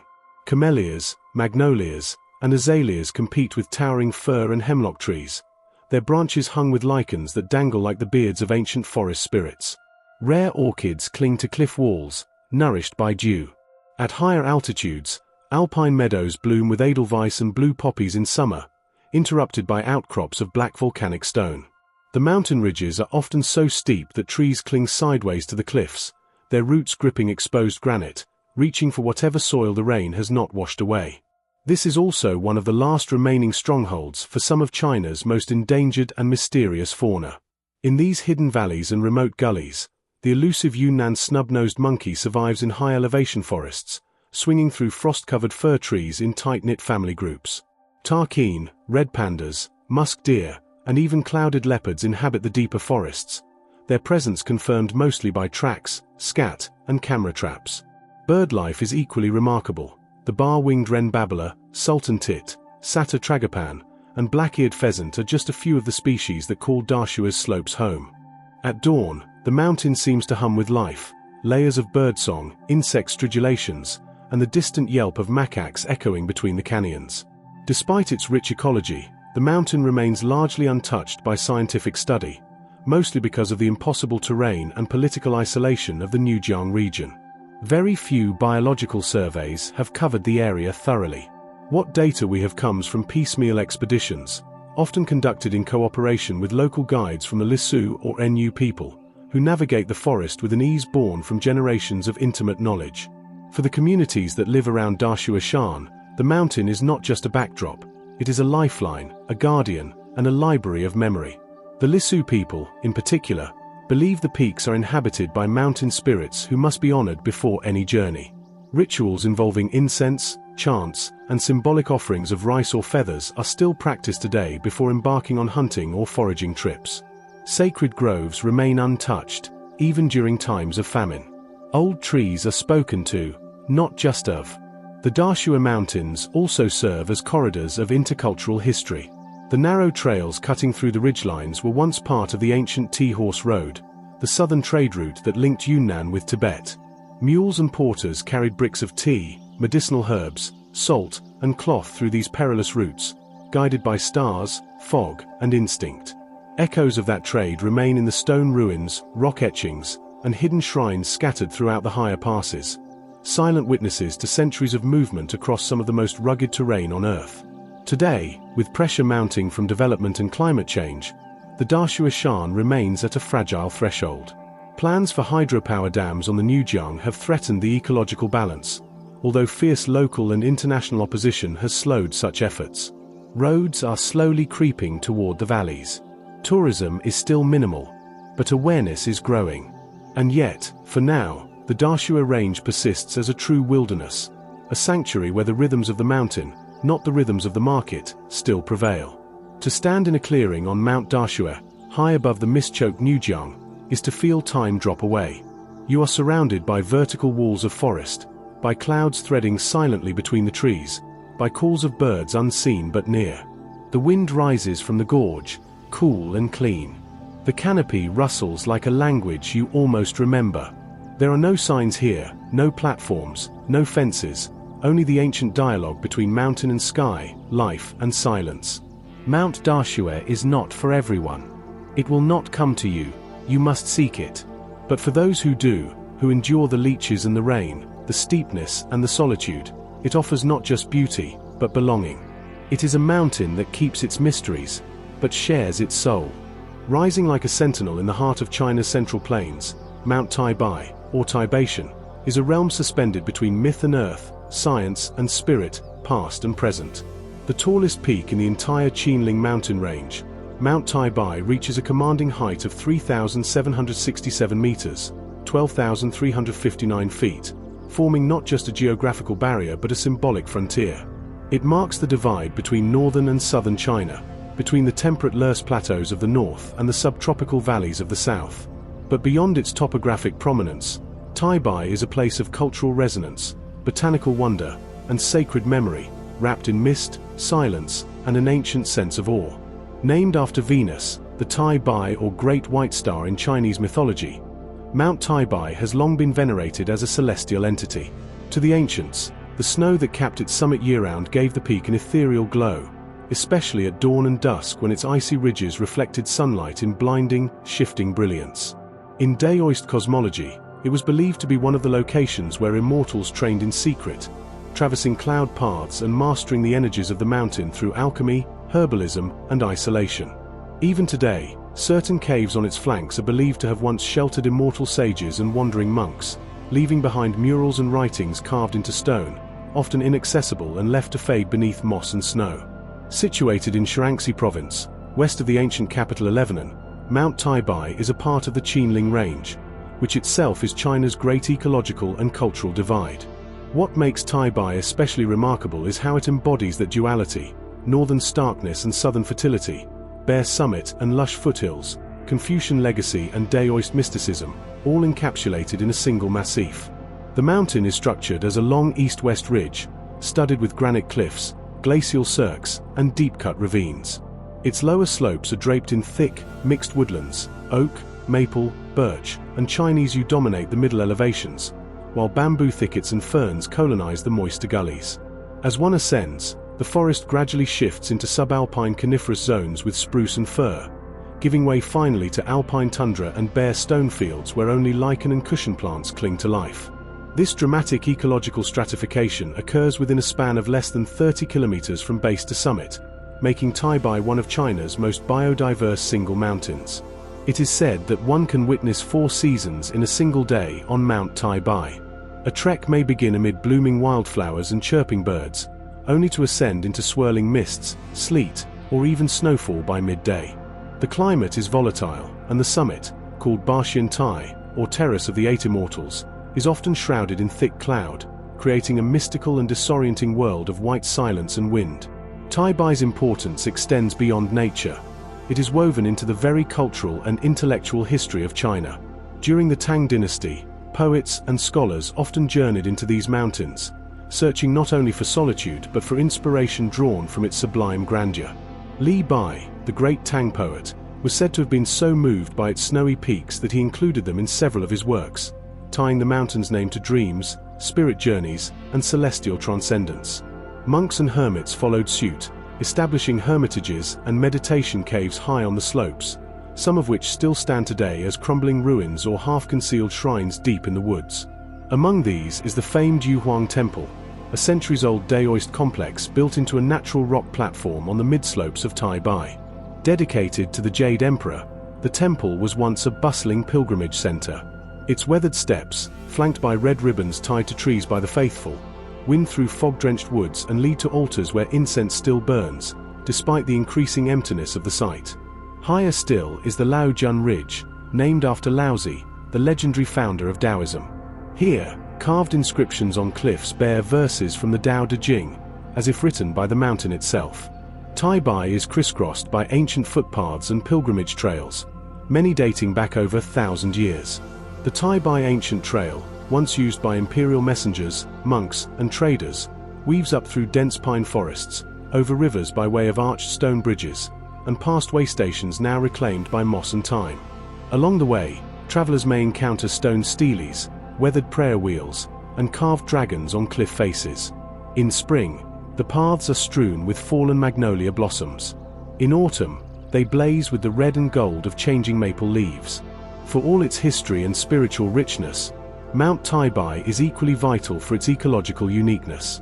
The mountain lies at the intersection of multiple biogeographic zones, resulting in an extraordinary array of species.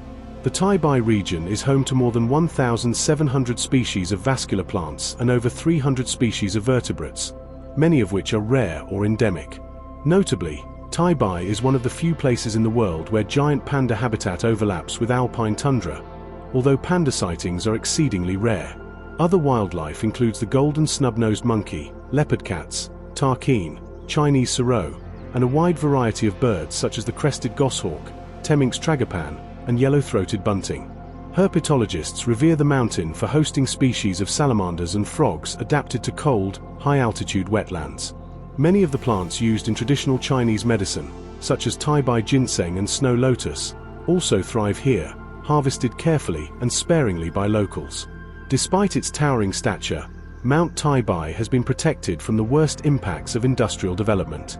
In 1982, it was designated a National Nature Reserve, and later included in a UNESCO Global Geopark program. Today, a careful balance is attempted between preserving the mountain's ecological and cultural sanctity and allowing ecotourism that educates rather than exploits. While there are now managed hiking trails, rope bridges, and modest guest houses, much of the mountain remains raw, untamed, and inaccessible, a sacred vertical world resisting domestication. Climbers who ascend to the summit are often struck not by triumph, but by a strange humility. The air thins, the trees disappear, and all that remains are broken stones, snow patches, and a 360-degree view of China's Great Divide. To the north, the plains of Jiangxi stretch to the Yellow River. To the south, the misty Qinling forests descend toward the Yangtze Basin. Clouds swirl below like ocean currents. The wind here has no echo, only movement. In an age when so many peaks have been turned into amusement parks, Mount Bai endures as a reminder of what mountains used to be: silent, sacred, inscrutable. It does not demand conquest. It asks for presence, respect, and quiet observation. It is a mountain that listens more than it speaks. But for those who walk its trails, who touch its ancient stones and breathe its pine-sweetened air, Bai offers something increasingly rare, a true communion with the natural and the eternal. Tucked quietly within the mountainous folds of western Beijing's Mentugu district, far from the city's glass towers and ceaseless noise, lies a place that seems to hum with ancient presence and geologic mystery: Mount Huangsong, also known locally as Huangcanyu. Though modest in elevation compared to the lofty giants of western China, this rugged ridge of granite and pine, of fissured stone and forgotten temples, has been a beloved retreat for centuries. For local hikers, spiritual seekers, and wandering poets, Huangsong is not simply an escape from Beijing's bustle. It is a return to something quieter, older, and more elemental. Part of the greater Western Hill system that borders the capital on the west and northwest, Mount Huangsong sits at the edge of the Taihang Mountains, whose weathered ridgelines stretch southward into Hebei and Henan provinces. But unlike the more manicured sites of Fragrant Hills or Badachu, Huangsong remains refreshingly wild. It is known primarily for its striking rock formations, gnarled pine trees clinging to impossible angles, and its steep, forested ravines, many of which feel completely removed from modern life despite being only a couple of hours from central Beijing. The very name Huangcanyu means Valley of Yellow Grasses. evoking the golden hues of late summer when the wild plains that fringe the foothills wave with tall, sunlit blades. But step into the actual folds of the mountain and you encounter a landscape of dramatic contrast. Narrow ridgelines where the wind cuts clean and cold, sudden cliffs that drop into fern-covered basins, vast stone faces that shimmer under morning frost, and ancient pine groves that creak softly in the breeze like sentinels holding vigil. The geology of Mount Huangshan is what gives it such an otherworldly texture. The region is composed primarily of granite, weathered over millions of years into bizarre and sometimes haunting shapes. Along many of the hiking trails, especially near popular ridges like Qinglongya, Green Dragon Cliff, and Fengguang Tai, Phoenix Terrace, you'll find rock spires, balancing stones, and cracked monoliths that resemble crumbling castles or frozen giants. Some rocks are smooth and rounded, while others split cleanly into angular slabs that stack precariously, forming natural towers that defy gravity. One of the most striking features is the Dragon Spine Ridge, a narrow and exposed section of trail that leads hikers up a sharp granite crest which, when viewed from a distance, resembles the undulating spine of a sleeping dragon. On misty mornings, the illusion is even stronger, clouds rolling off the ridge like breath from its nostrils. Such formations have given rise to local legends, many drawing from Daoist and Buddhist imagery. According to old village tales, Mount Huangshan was once the battleground of celestial beasts, dragons and tigers whose struggles carved the mountain's spine into jagged form. Cultural echoes resonate throughout the mountain. Though not as famous as the temple complexes at nearby Miaofengshan or Tanja Temple, Mount Huangshan has its own spiritual heritage. Hidden along its quieter trails are the ruins of hermit huts, tiny shrines, and weathered stone pagodas, often half-consumed by vines or tucked into cliffside alcoves. One such site, known simply as Guanyin Rock, features a natural stone recess where a statue of the Bodhisattva of compassion once stood. Though the original sculpture is now gone, stolen or eroded with time, pilgrims still leave offerings of incense, coins, and folded prayers there, believing the mountain remembers. In recent years, Mount Huangshan has gained popularity among Beijing's urban hikers, particularly those who prefer quiet over crowds and raw trails over paved stairs. Local hiking groups praise the mountain for its challenging terrain. The elevation gain may be moderate, but the trails are often steep, uneven, and wild. Routes like the North Ridge Ascent or the Stone River Descent test balance, stamina, and resolve. In places, you must scramble over boulders, squeeze through narrow rock chasms, or cross makeshift bridges spanning steep ravines. But it is precisely this roughness that gives Huangshan its charm. It has not yet been domesticated. Its biodiversity, though not as dramatic as that of Yunnan or Sichuan, is rich and seasonal. In early spring, the hillsides burst into life with wild peonies, plum blossoms, and violet ground orchids. In summer, the mountain is cloaked in dense greenery. Maples, pine, birch, and oak create a canopy that filters the sunlight into golden pools. In autumn, Mount Huangshan becomes a flaming quilt of red and orange, as the hardwoods shed their leaves in fire-colored cascades.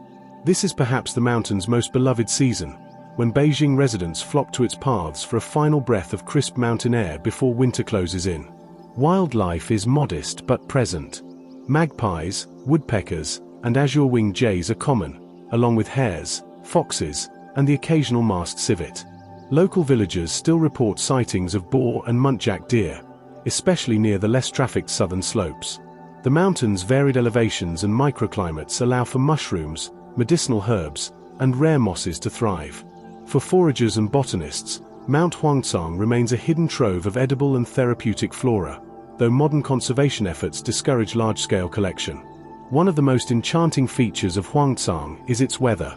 The mountain is a master of mood, able to shift in seconds from sunny openness to fog-drenched silence. On certain days, the ridgelines vanish entirely into low-hanging cloud, creating the impression of floating through air itself. Raindrops bead on pine needles, stones grow slick with moss, and the earth smells sweet and ancient. At sunrise, the peaks catch light in gold and violet, and on clear days you can see far across the western plains of Beijing to the rooftops of distant villages and, further still, the dim silhouette of the city itself. Though accessible by car from Beijing in less than 2 hours, Mount Huangshan has retained a remarkable sense of isolation. This is partly due to its irregular trail network, but also due to its lack of commercialization. There are no cable cars, no convenience stores, No loudspeakers blaring tourist announcements. Those who visit come prepared, with water, maps, and a desire to walk not for speed, but for presence. It is a place that invites slow progress, deep breaths, and the kind of attention that allows the soul to realign. Yet even as hikers come and go, and seasons transform the mountain from green to gold to white, Huangsang endures as it has for millennia, quiet, craggy, and full of memory. It may not have the elevation of Tai Bai or the mystique of Meili, but it offers something just as valuable, a place where earth and mind meet.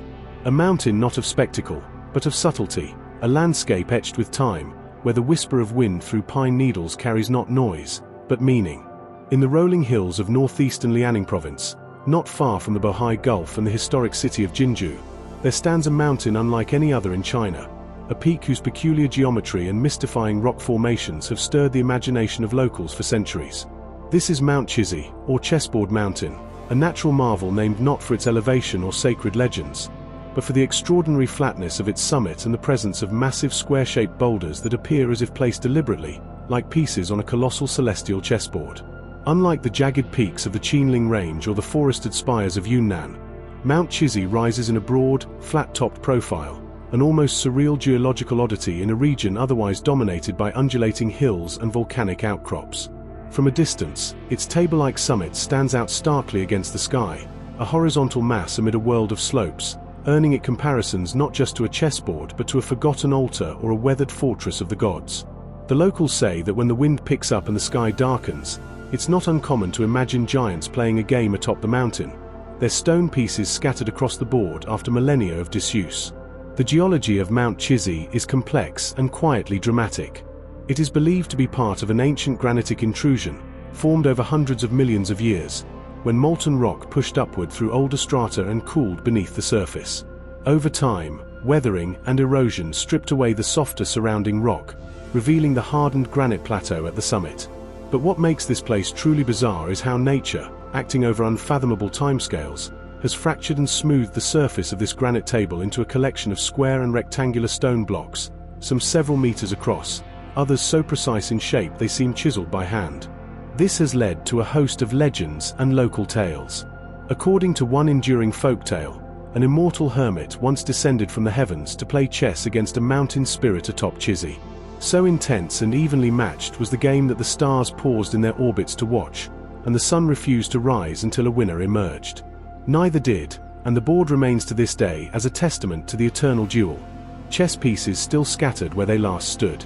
In another story, a general during the Tang dynasty, having lost his way in the hills during a military campaign, climbed the mountain and played chess with his strategist to calm his nerves. The two were so engrossed that they failed to notice the enemy army passing harmlessly below. When the battle came, they won decisively. Since then, the mountain has been a place of calm before challenge, of strategy and vision. Though these stories are fiction, the chessboard-like boulders are very real.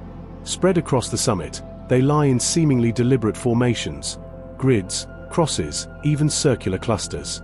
Geologists attribute this to a rare combination of jointing patterns and frost wedging.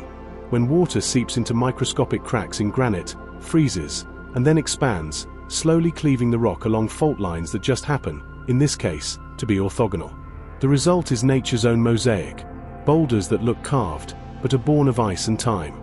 Beyond the summit's rock formations, Mount Qizhi is surrounded by rich, low-altitude forests, composed of oak, ash, and Chinese pine. The lower slopes, particularly in spring and autumn, are alive with color and sound. Wildflowers, chrysanthemums, violets, and azaleas carpet the forest floor, while birds like magpies, green woodpeckers, and mountain hawk eagles make their homes in the canopy. The forest is also home to raccoon dogs, foxes, and hedgehogs, and occasionally, boar that wander down from nearby hills. Mount Qizhi's accessibility makes it especially beloved among locals. Just a short drive from Jinju and with well-marked trails maintained by regional conservation groups, it offers a rare combination of ease and intrigue.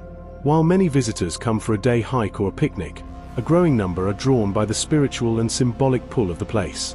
Artists, poets, and meditators often visit at dawn, when the chessboard stones glow golden under the first light, casting long square shadows across the summit. The quiet, open space, high yet still, invites stillness of mind. Here, Unlike in crowded scenic spots, you can often find true solitude, especially in the early morning or late evening. In addition to the summit plateau, Mount Qinghai hides a number of natural grottos and weathered stone pillars along its northern flank, where wind and rain have carved faces, arches, and overhangs from the rock. Some of these caves have been used historically by wandering monks, and one, known as the Stone Bell Cave, emits a ringing sound when struck, a feature that has led to its use in local ceremonies and even experimental music projects by modern sound artists. There is also a cultural dimension to the mountain that sets it apart from many others in the region. While not traditionally considered one of China's sacred mountains, Qinghai has long been associated with wisdom, strategy, and clarity.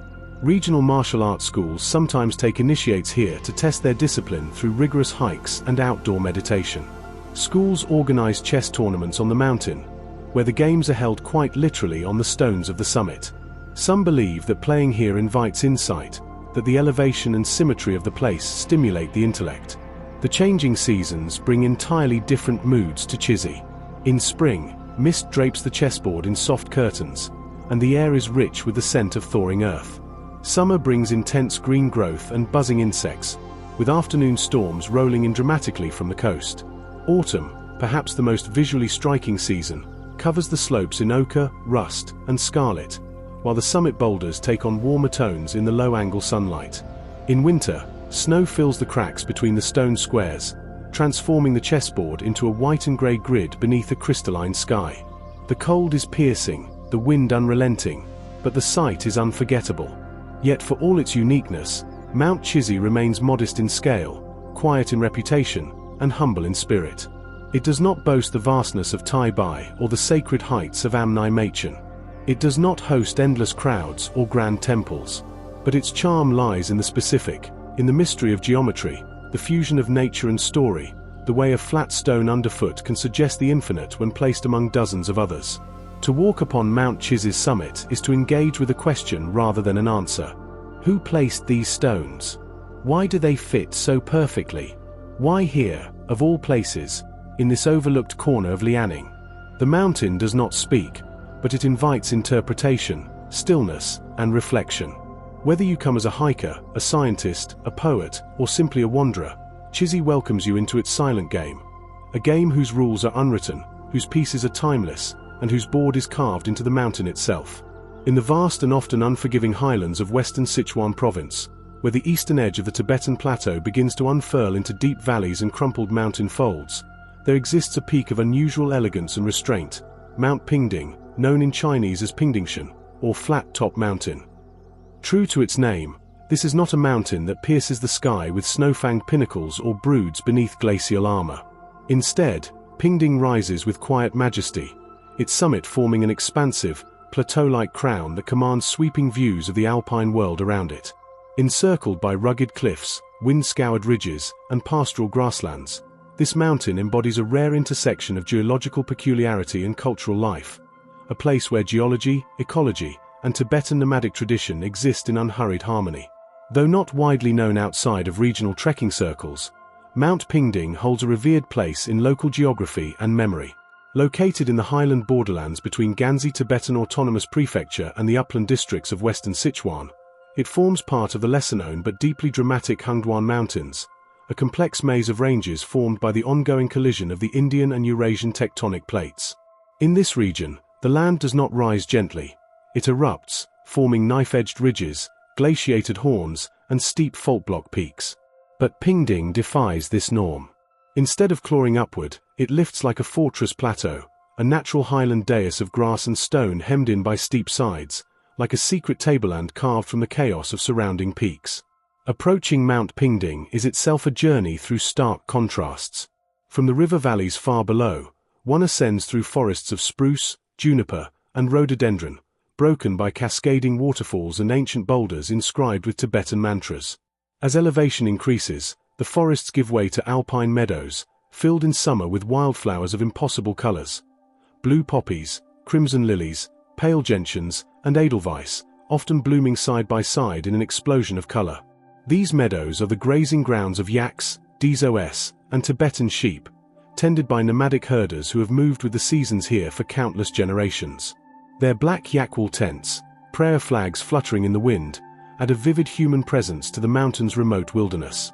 The summit plateau itself, reached after a final, steep climb up crumbling scree and moss-covered stone, is unlike anything else in the region.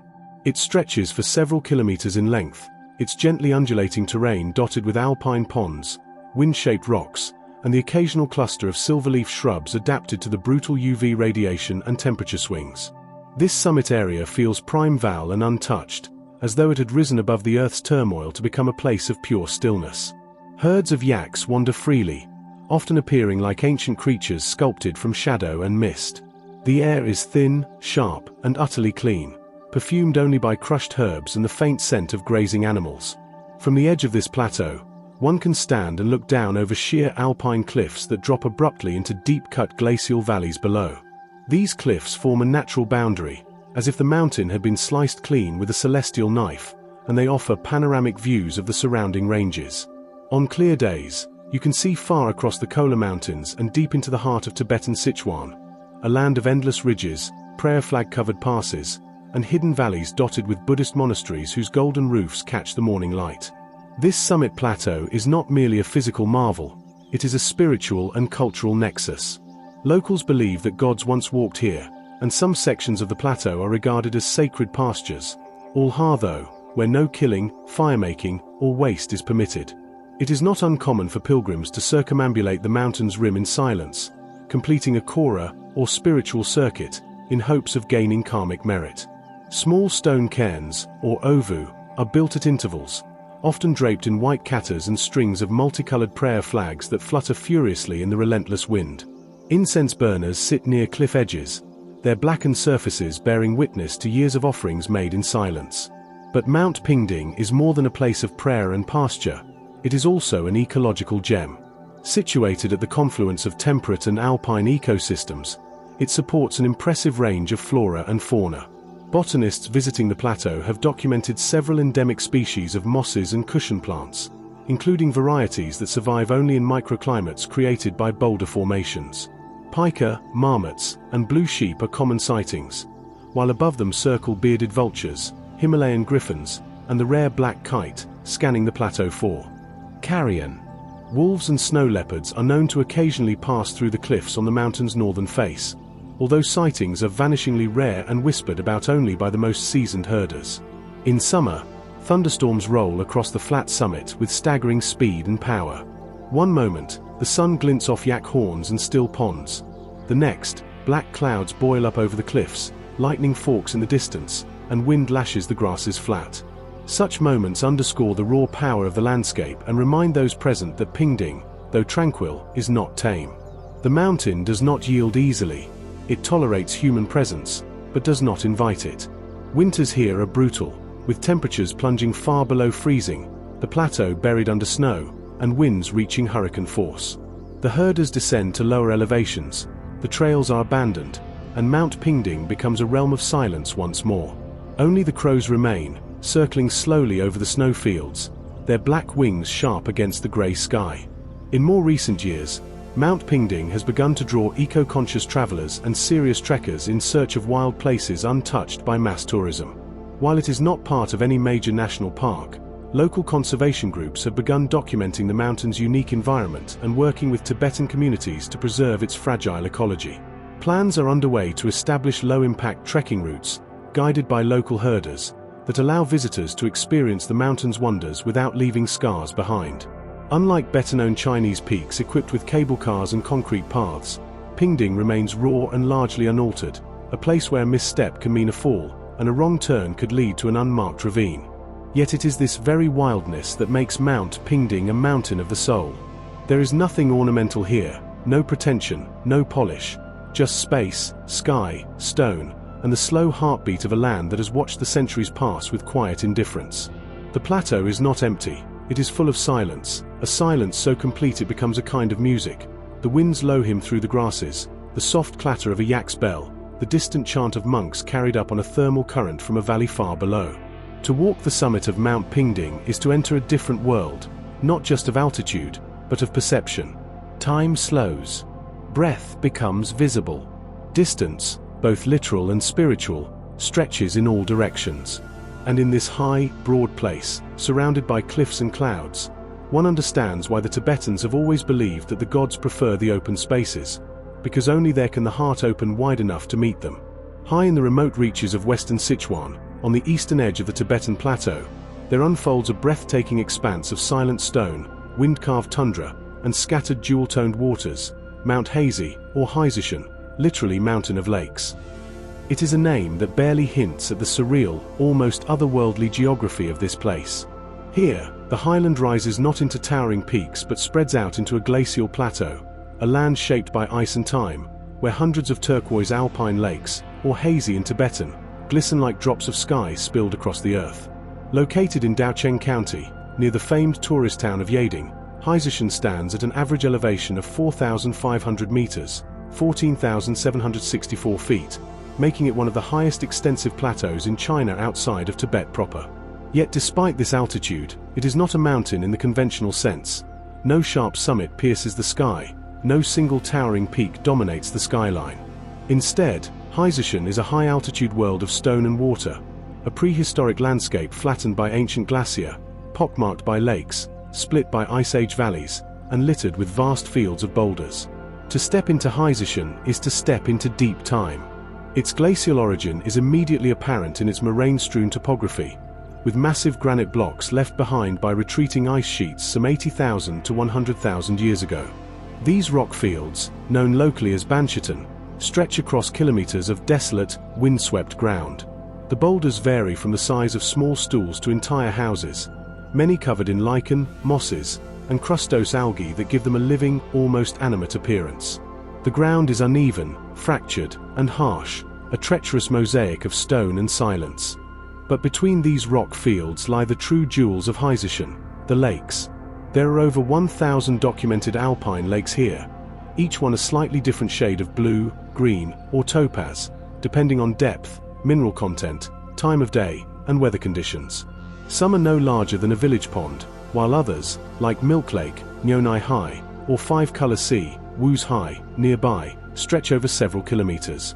Their waters are so clear they reflect the sky in pristine mirror images, and so cold that they remain icy even during midsummer.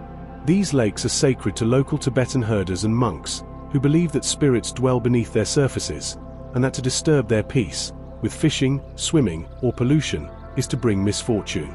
Despite the sparse vegetation, the Heizishan Plateau supports a surprising diversity of life. In the short alpine summer, the grassy patches between rocks come alive with wildflowers. Blue poppies, gentians, yellow primroses, and edelweiss-like species. These bloom in sudden, fleeting color before frost reclaims them. Herds of yaks, both wild and domesticated, graze on these meager tufts, their massive frames silhouetted against the open sky. Tibetan antelope, marmots, and pikas scurry among the stones, while golden eagles and lammergeiers circle above, riding thermals like living kites. In places, the plateau breaks into small ridges and rock shelves that shelter highland wetlands, soggy, peat-rich pockets where water accumulates and unique alpine plant life takes hold. These are critical for local biodiversity, acting as nurseries for insects and birds, and as freshwater reservoirs in an otherwise bone-dry environment. Despite its desolate appearance, Heizishan is an ecological engine, quietly feeding rivers and influencing climate patterns across the eastern edge of the plateau. Heizishan is also steeped in Tibetan spirituality. The entire area is considered sacred land, and many of its lakes, stones, and hills are named in honor of Buddhist deities, bodhisattvas, or local mountain gods. The mountain is believed to be the abode of deities who guard the water and sky, and it's common to find many stones, inscribed with prayers, placed carefully beside trails, or small cairns wrapped with prayer flags at elevated points. These are not tourist decorations, they are acts of faith, echoes of generations of pilgrimages and whispered mantras in the wind. Indeed, pilgrims still come here, especially during auspicious times of the Tibetan lunar calendar, to perform kora, ritual circumambulation of sacred lakes and formations. Some kora routes take days to complete, and involve prostration at every step. Others are simpler paths, followed in silence or while chanting. One particularly revered site is Shunhu Lake, believed to house the spirit of a sky deity, whose anger is stirred by arrogance or cruelty. It is said that the weather here mirrors the thoughts of the visitors, Those with pure intentions find sunshine and clarity, while those with dark motives are met by storms and blinding fog. Though isolated, Sichuan is not inaccessible. A rugged mountain road passes near it, connecting Daocheng with Yading and the broader Ganzi prefecture. Yet Sichuan itself has resisted the full force of commercial tourism, not because of legal protections, but because of its unforgiving nature. There are no restaurants or cable cars here, no manicured trails or souvenir stalls. The wind is fierce, the sun burns at altitude, and hypoxia is a real concern for those who come unprepared. Many underestimate the challenge, drawn by photos of its lakes and boulder fields, only to find a landscape that is wild, indifferent, and beautiful on its own terms. But for those who persist, and who respect the mountain, Sichuan offers a type of quiet transcendence. Here, in the high silence between heaven and stone, one encounters something both ancient and raw. It is a place where the geologic past remains legible, where the sky dominates the senses, and where every gust of wind feels like a whisper from the deep bones of the earth. In recent years, conservation efforts have begun to emerge, led by Tibetan communities who recognize both the ecological fragility and spiritual significance of the plateau. There are plans to designate Sichuan as a protected nature reserve, and discussions of establishing eco-friendly trekking routes with trained local guides. Already, low-impact tents and seasonal shelters are used by herders and careful visitors, and garbage collection programs have been introduced to reduce human impact. Even so, many locals still prefer to keep Sichuan's exact lake names and paths undisclosed, to protect the spirit of the land from overexposure. And perhaps that is best. Mount Hazy does not need fame to matter. Its strength lies not in scale or spectacle, but in stillness, isolation, and a timeless atmosphere that few places on Earth retain. It is a reminder that some of the most unreal places on the planet are not the loudest or tallest, but the quietest, the most open, and the ones where water, stone, and sky meet in solemn communion. To walk there, beneath the wide vault of blue, is to walk across a landscape older than memory, where even the mountains themselves seem to sleep and dream. In the far northern frontier of Inner Mongolia, where the Chinese border nudges up against the taiga wilderness of Siberia, lies a mountain range wrapped in myth, solitude, and seasonal color. Mount Moerdeoga, the crown jewel of the Moerdeoga National Forest. This vast and rugged highland is not a single soaring peak but a series of densely forested ridges, deep valleys, and wind-swept plateaus that together form one of China's most pristine and remote temperate forest ecosystems. The very name Moerdeoga is rooted in Evenki legend, from the ancient Tungusic people who once roamed these woods freely, and translates roughly to a place where the horse can walk without dismounting. In this land of unbroken woodland and far horizons, that poetic description still holds true. Mount Moerdeoga and the surrounding forest reserve encompass more than 1,300 square kilometers of protected land within the Greater Qinghai Range, Der Hingenling, a massif that stretches in a north-south line across Inner Mongolia's far northeast. This range marks one of the last places in China where the taiga, the boreal forest biome that rings the Arctic, extends southward into Chinese territory. Here, the mountains are cloaked not in bamboo or alpine meadows, but in larch, birch, spruce, and fir, forming a dense, coniferous canopy that changes dramatically with the seasons. The result is a landscape that feels vast, ancient, and distinctly Siberian, more akin to the Russian Far East than to the rest of China. While Mount Moerdeoga is not defined by altitude, its highest peaks rarely exceed 1,400 meters, it is defined by atmosphere. The slopes are often steep, cloaked in fog and drifting mist, especially during spring and autumn. Towering pines pierce the air like cathedral spires, while the forest floor is carpeted in moss, fallen needles, and the occasional splash of red from wild berries. Countless streams and brooks wind through the undergrowth, their waters clear and icy, fed by snow melt from the mountain ridges. Elk trails and bear paths intersect these routes, some well-trodden, others half lost to time. The biodiversity of this region is both rich and deeply elusive. These forests are home to some of China's rarest and most secretive species: the Siberian roe deer, the Amur weasel, the red-crowned crane, and the Asiatic black bear all roam these mountains. In winter, footprints of the elusive Siberian tiger, extremely rare but not impossible, have been found near the Russian border. The Evenki people, traditionally reindeer herders and hunters, pass down stories of these animals, regarding them as both sacred and dangerous. Today, A few Evenki communities still reside on the edges of the forest, maintaining semi-nomadic traditions, though most have integrated into Chinese society. What makes Mount Moa-de-Oga truly unreal, however, is the way it transforms throughout the year. In winter, the entire forest becomes an Arctic cathedral, silent beneath meters of snow. The trees stand still under heavy white cloaks, and the rivers freeze into winding ribbons of glass. This is a landscape of deep silence, interrupted only by the calls of crows and the whisper of the wind. Snowshoe hares dart between trunks, and pine marten tracks can be spotted around frozen waterfalls. Temperatures often plunge below -30 degrees Celsius, and the night sky burns with stars above a forest that seems asleep, yet listening. Come spring, the thaw arrives like a secret unlocked. The rivers crack open, and larches begin to green in faint, soft colors. Insects reawaken, birds return from their southern migration, and mushrooms begin to push through the loam. Spring is short-lived, mere weeks, really, but it brings with it an intensity of life unmatched in any other season. For a brief time, wild peonies, lilies, and ground orchids bloom, painting the forest floor in delicate pinks and whites, before giving way to the verdant explosion of summer. Summer in Moa-de-Oga is a time of life and activity. The forests grow thick and near impenetrable. The air is rich with the scent of pine resin and damp soil. Bears forage for berries, moose graze in hidden glades, and the sound of birdsong fills the canopy. Eurasian cuckoos, woodpeckers, owls, and even the rare black stork can be spotted by patient watchers. At higher elevations, where the forest thins, one can find alpine grasslands frequented by herds of deer and the occasional reindeer brought in by Evenki herders. Hiking here is both a physical and spiritual experience. One moment you're enveloped by thick pine shadows, the next you're standing on a ridge with a sea of treetops stretching endlessly to the horizon. Yet perhaps the most unforgettable season at Mount Moa-de-Oga is autumn. For a few weeks in late September and early October, the forest ignites in a spectacle of color and contrast. Larch trees turn brilliant gold, their needles soft and fragrant as they fall like golden snow. Birch leaves shift to molten yellow, while maples, sparse but striking, explode in crimson and orange. The air turns sharp and dry, and the sky a clearer blue than at any other time.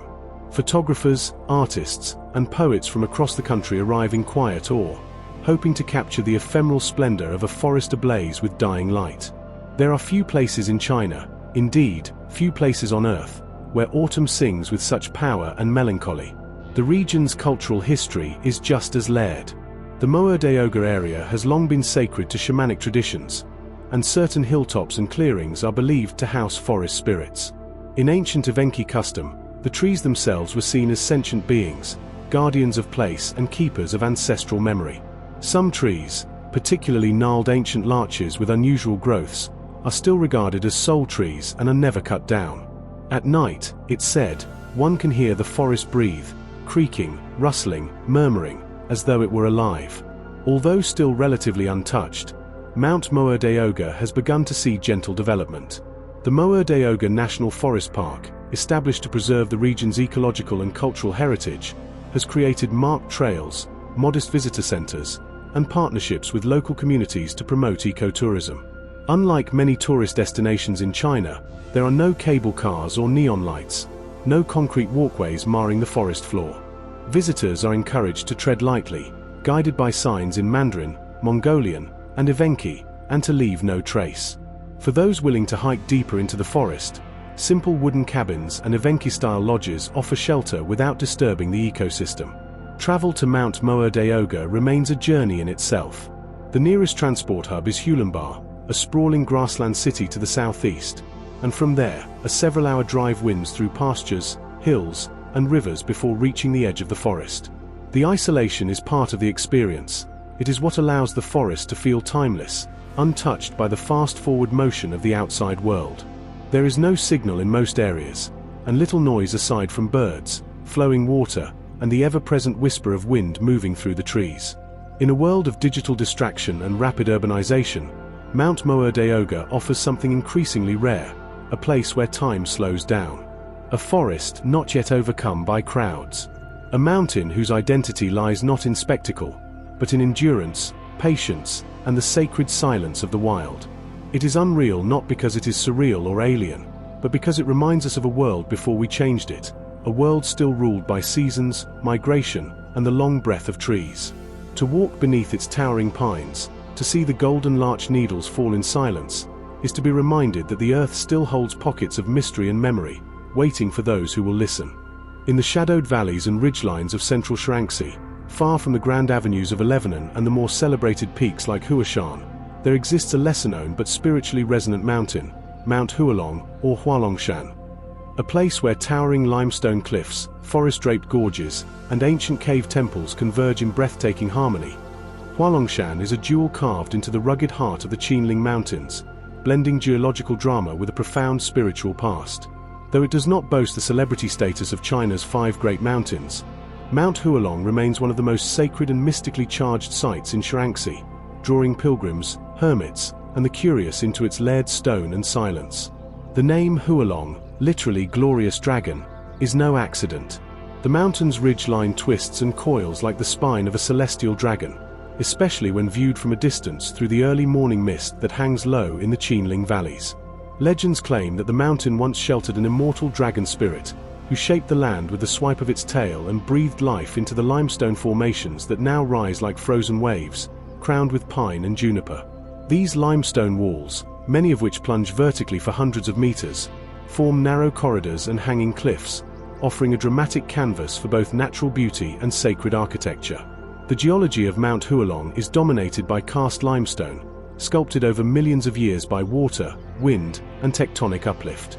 Unlike granite peaks, which are monolithic and often resistant to erosion, limestone is porous and soluble, allowing water to carve out deep caves, sinkholes, and narrow crevices.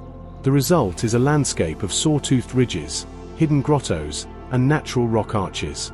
Some of these caves extend for hundreds of meters into the mountain, creating cathedral-like chambers with vaulted ceilings and stalactites that glisten with mineral deposits. These caverns are not just geological features, they are temples, shrines, and places of refuge, repurposed for millennia by monks, pilgrims, and mystics. Among the most notable aspects of Mount Hualong is its series of cave temples, many of them dating back to the Tang, 618 to 907 CE, and Song, 960 to 1279 CE, dynasties.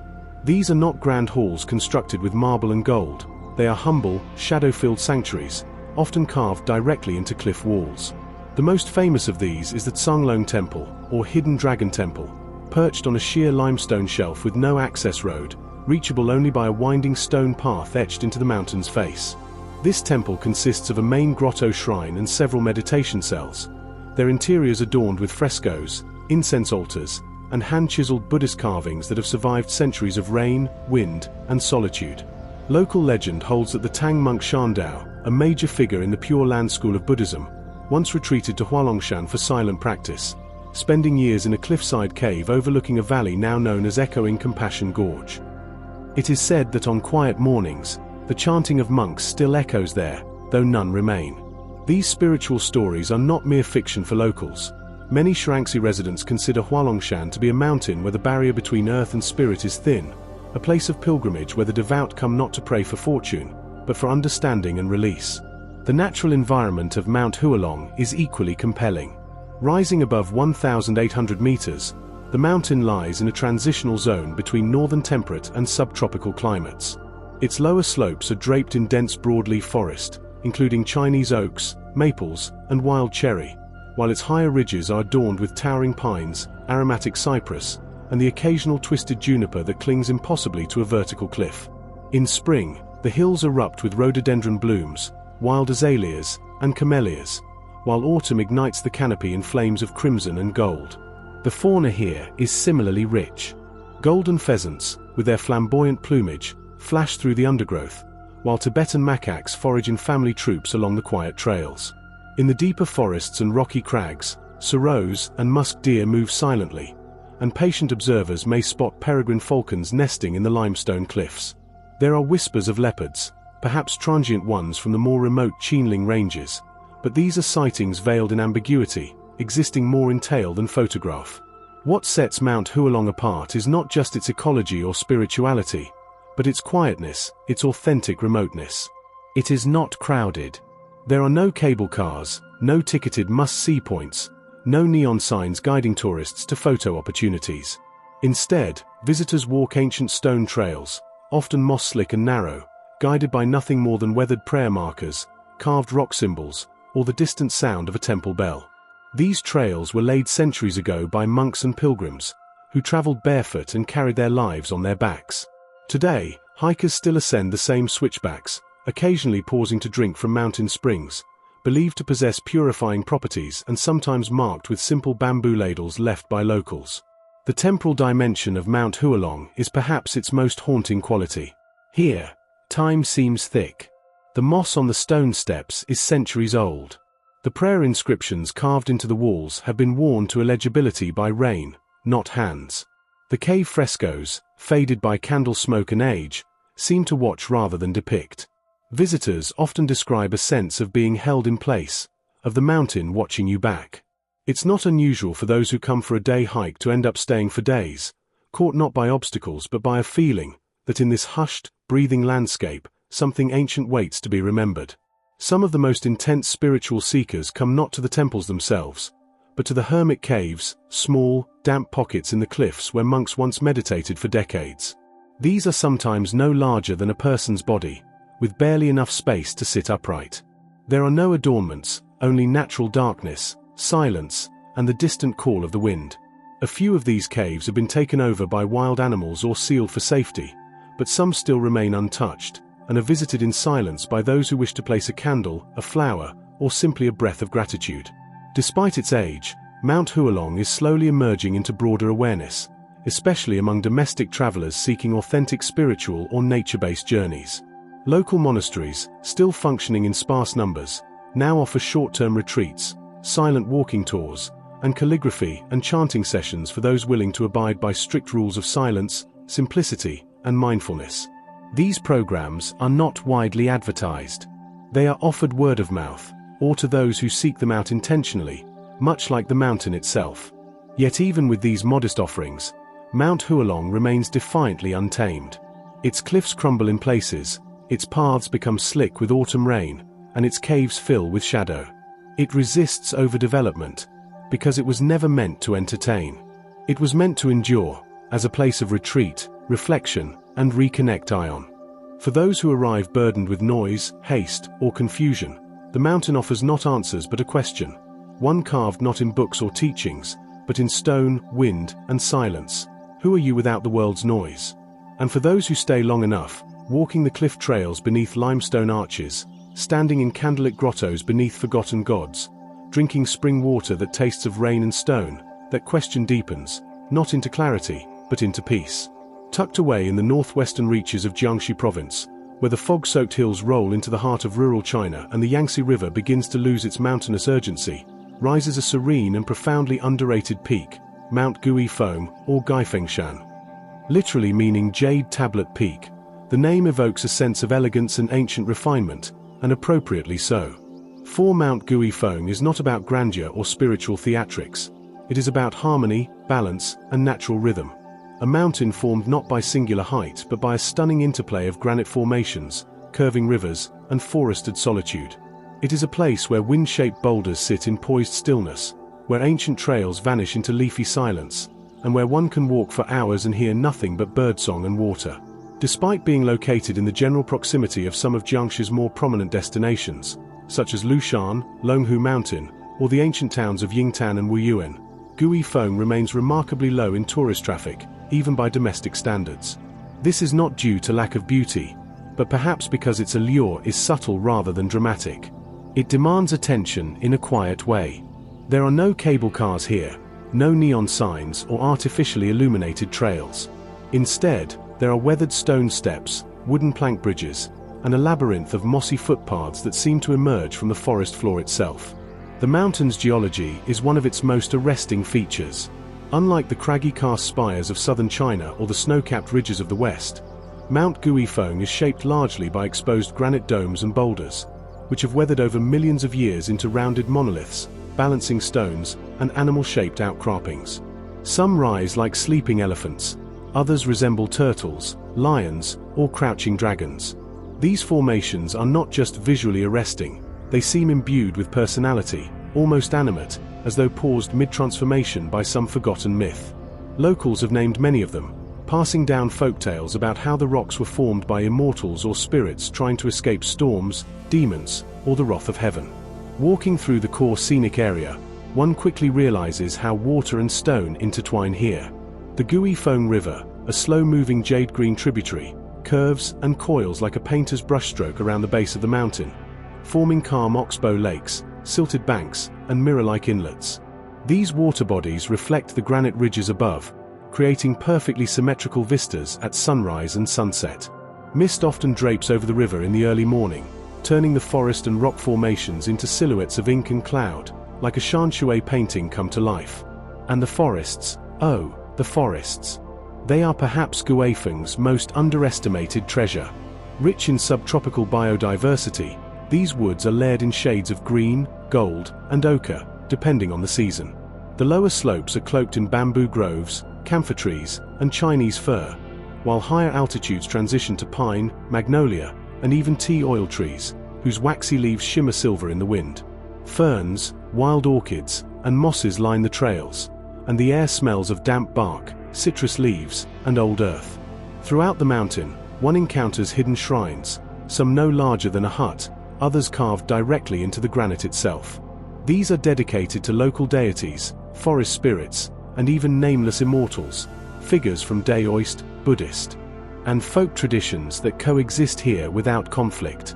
It's common to find a Daoist talisman painted on a rock, then, just a few meters away, an old Buddhist inscription or a small red-roofed pavilion holding a statue of Guanyin, the Bodhisattva of compassion.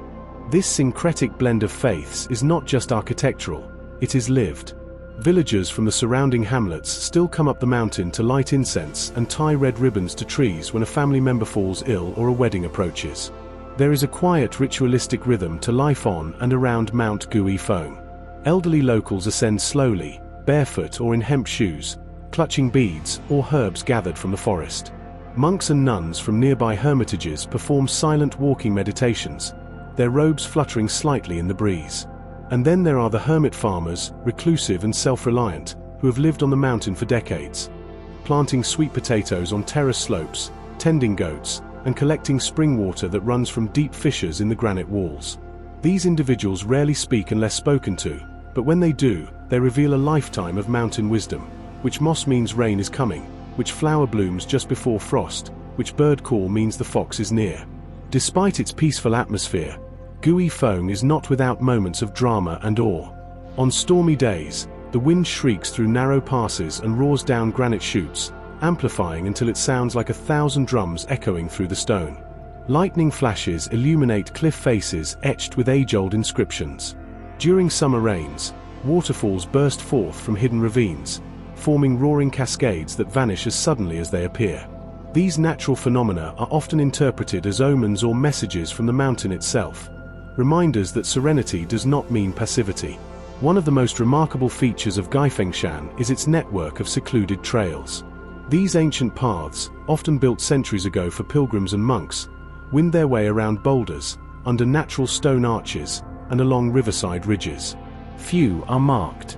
Fewer still appear on maps. To walk them is to engage in a form of meditative wandering, trusting the land to guide you.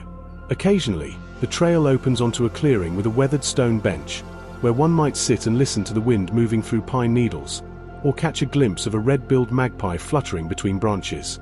Guifeng is also a place of seasonal transformation. In spring, the forest awakens with pale pink peach blossoms, white plum flowers, and the emergence of bamboo shoots that push through the soil like slow-motion spears. Summer brings cicadas, lotus blooming in hidden ponds, and the warm hum of frogs in the undergrowth. But it is in autumn that the mountain reaches its visual crescendo. The forests explode in waves of crimson, gold, and rust, reflected back by the river's calm surface. Falling leaves drift across ancient stone steps, and the entire mountain seems to breathe in a slower rhythm, preparing for the long hush of winter. When that season arrives, frost glazes the boulders, the rivers slow and fog over, and the mountain falls into a deep, contemplative silence. While it may never see the tourist influx of other destinations, there is growing recognition among eco-conscious travelers and photographers that Mount Guifeng is a place of profound stillness and layered meaning.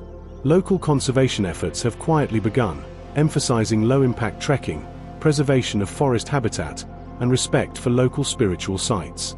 Signage is minimal, but intentional, reminding visitors not to disturb wildlife, to avoid shouting, and to carry out all that they carry in. This emphasis on respect, not regulation, has helped Guifeng remain wild in spirit and gentle in presence. To wander Mount Guifeng is not simply to hike, it is to step into a living scroll, a fusion of landscape and story. Every bend in the river, every groove in the granite, every moss-coated stair holds memory. A memory of prayers once whispered into caves, of hands that shaped stone steps one chisel tap at a time, of lovers who carved their initials into bark and never returned. It is a place that asks for patience, that rewards silence, and that reveals itself only to those willing to pause.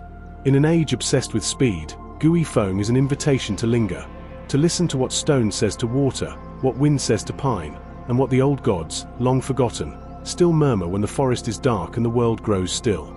This video is for educational or entertainment purposes only, and information provided in the video may be incorrect. If you enjoyed the video, consider subscribing to the channel and like the video.